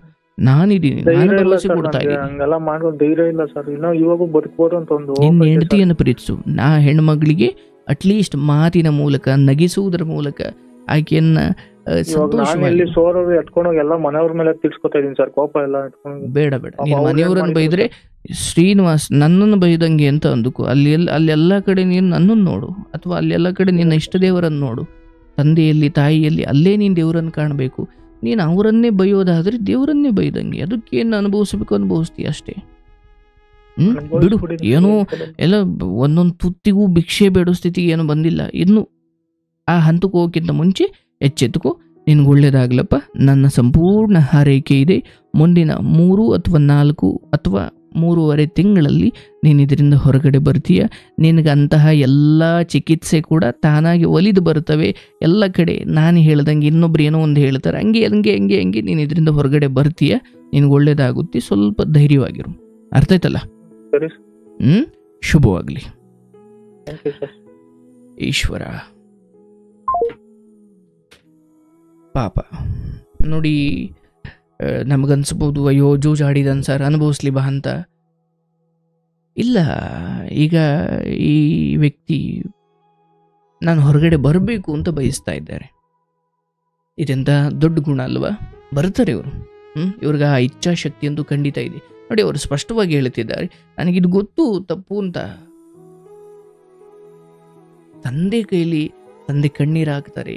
ಸಾಯ್ತಾ ಇದ್ದವರು ಕಡೆಯ ಸಮಯದಲ್ಲಿ ಬದುಕು ಬಂದಿದ್ದಾರೆ. ಇದನ್ನು ಕೇಳ್ತಾ ಇರೋ ಪ್ರತಿಯೊಬ್ಬರೂ ಕೂಡ ಗೊತ್ತಿದ್ದೋ ಗೊತ್ತಿಲ್ಲದಂಗೋ ಜೂಜಾಟವೋ, ಹೆಣ್ಣಿನ ಚಟವೋ, ಇಸ್ಪೀಟ್ ಎಲೆಯಿಂದ ಹಿಡಿದು ಬೇರೆ ಬೇರೆ ಜೂಜಾಟದಲ್ಲಿ ನಾನಾ ಮುಖಗಳು. IPL ಬಂದಾಗ ಬೆಟ್ಟಿಂಗ್ ಕಟ್ಟೋದು, ಹೀಗೆ ರಮ್ಮಿನೋ ಗುಮ್ಮಿನೋ ಏನೇನೋ ಇವಲ್ಲ, ಅದಕ್ಕೂ ನಾಸ್ನಾಗಿ ಹೋಗ್ಬಿಡುತ್ತೆ. ನಿಮ್ಮದಷ್ಟೇ ಅಲ್ಲ, ನಂಬ್ಕೊಂಡಿರೋ ಬದುಕು ಬೀದಿಗೆ ಬಂದ್ಬಿಡುತ್ತೆ. ಚಪ್ಪಲಿ ಒಲಿಯೋನು ದಿಸದಲ್ಲ 50 ರೂಪಾಯಿ ಸಂಪಾದನೆ ಮಾಡ್ಬೋದು, ಅದು ನಿಜವಾದ ಸಂಪಾದನೆ. ಅದರಿಂದ ಅವನಿಗೆ ನೆಮ್ಮದಿ. ಬಹಳ ಸುಲಭವಾಗಿ ಬಂದ ಯಾವ ದುಡಿಮೆ ಕೂಡ ನಿಮ್ಮ ಬದುಕನ್ನು ಹಸನಾಗಿಸೋದಿಲ್ಲ. ಅರ್ಥ ಮಾಡ್ಕೊಳ್ಳಿ. ಶುಭವಾಗಲಿ. ಪಾಪ ಅಂದರೆ ಊಟಕ್ಕೂ 4 ಜನರನ್ನು ಕೇಳೋ ಪರಿಸ್ಥಿತಿ ಬಂದಾಗ ಎಷ್ಟು ನೊಂದುಕೊಂಡಿರ್ಬೋದು ಈ ಮನಸ್ಸು. ನಿನ್ನ ಮನಸ್ಸು ಚೆನ್ನಾಗಿ ಪರಿವರ್ತನೆಯಾಗಿ ನಿನ್ನ ತಂದೆ ತಾಯಿಗೆ ಒಳ್ಳೆ ಮಗನಾಗಿ ಎಲ್ಲ ರೀತಿಯಲ್ಲೂ ಸರಿ ಹೋಗುವ ದಿನ ಶೀಘ್ರವಾಗಿ ಬರುತ್ತೆ. ನೀನೇನು ತಪ್ಪು ನಿರ್ಧಾರ ತಗೊಳ್ಬೇಡ. ಮತ್ತು ಯಾವುದು ವಿಷ ಅಂತ ಗೊತ್ತಾಗಿದೆ ಅದನ್ನು ತಡಿ, ಇನ್ನೊಂಚೂರು ಊಟ ಮಾಡೋಣ, ಇನ್ನೊಂಚೂರು ಜಾಸ್ತಿ ವಿಷ ಇದೆಯೋನೋ ಎಂತನೋ. ವಿಷ ಅಂತ ಗೊತ್ತಾದ್ಮೇಲೆ ಅದು 1 ತುತ್ತು 2 ತುತ್ತು ವಿಷನೇ, ಬಿಟ್ಬಿಡ್ಬೇಕು ಅದನ್ನು. ಹಾಗಾಗಿ ಆ ವಿಚಾರದಲ್ಲಿ ಎಚ್ಚೆತ್ತುಕೋ. ನಿನಗೆ ಒಳ್ಳೇದಾಗಲಿ. ಈ ಕಾರ್ಯಕ್ರಮವನ್ನು ನೋಡ್ತಾ ಇರೋ ಯಾರಾದರೂ ಗೊತ್ತಿದ್ದೋ ಗೊತ್ತಿಲ್ಲದಂಗೋ ಯಾವುದೋ ಜೂಜಿನ ವಿಚಾರದಲ್ಲೂ, ಹೆಣ್ಣಿನ ವಿಚಾರದಲ್ಲೂ, ಮದ್ಯಪಾನದ ವಿಚಾರದಲ್ಲೂ ಯಾವುದೇ ವಿಚಾರ ತಗೊಂಡ್ರು ಅಡ್ಡದಾರಿಯಲ್ಲಿ ದುಡಿಯುವ ದುಡಿಮೆ. ತುಂಬ ಸಾರಿ ಏನು ಮಾಡ್ತಿರ್ತಾರೆ, ಅವ್ರಿಗೇನೋ ಒಂದು ದುಡಿಮೆ ಇರುತ್ತೆ, ಒಂದು ಕೆಲಸ ಇರುತ್ತೆ, ಬೆಳಗಿನ ಸಂಜೆವರೆಗೂ ದುಡಿತಾರೆ. ತಡಿ ಸಂಜೆ ಯಾಕೆ ಕೂತ್ಕೊಳ್ಳೋದು, ತಡಿ ಫೋನಾಗ ಒಂದು ರಮ್ಮಿ ಆಡೋಣ, ಆ ಸರ್ಕಲ್ ಆಡೋಣ, ಈ ಸರ್ಕಲ್ ಆಡೋಣ, ಅಲ್ಲೊಂಚೂರು ದುಡ್ಡು ಬರು. ಹಿಂಗೆ ಆಡ್ಕೊಂಡು ಹೋಗಿ ಇರೋ ಕೆಲಸನೂ ಕಳ್ಕೊಂಡು, ಇರೋ ಮರ್ಯಾದೆನೂ ಕಳ್ಕೊಂಡು, ಎಲ್ಲ ಕಳ್ಕೊಂಡು ಬೀದಿಗೆ ಬಂದು ಅಮ್ಮ ಅನ್ನೋ ಪರಿಸ್ಥಿತಿಗೆ ಬರ್ತಾರೆ. ಹಂಗಾಗೋದು ಬೇಡ. ಯಾವ ಮನೆ ಮಕ್ಕಳು ಹೀಗೆ ತಂದೆ ತಾಯಿಗೆ ನೋವು ಕೊಡಬೇಡ್ರಪ್ಪ. ಒಳ್ಳೆಯದಾಗಲಿ. ಖಂಡಿತ ನಿಮ್ಗೆ ಒಳ್ಳೆಯದಾಗುತ್ತೆ. ಶುಭವಾಗಲಿ.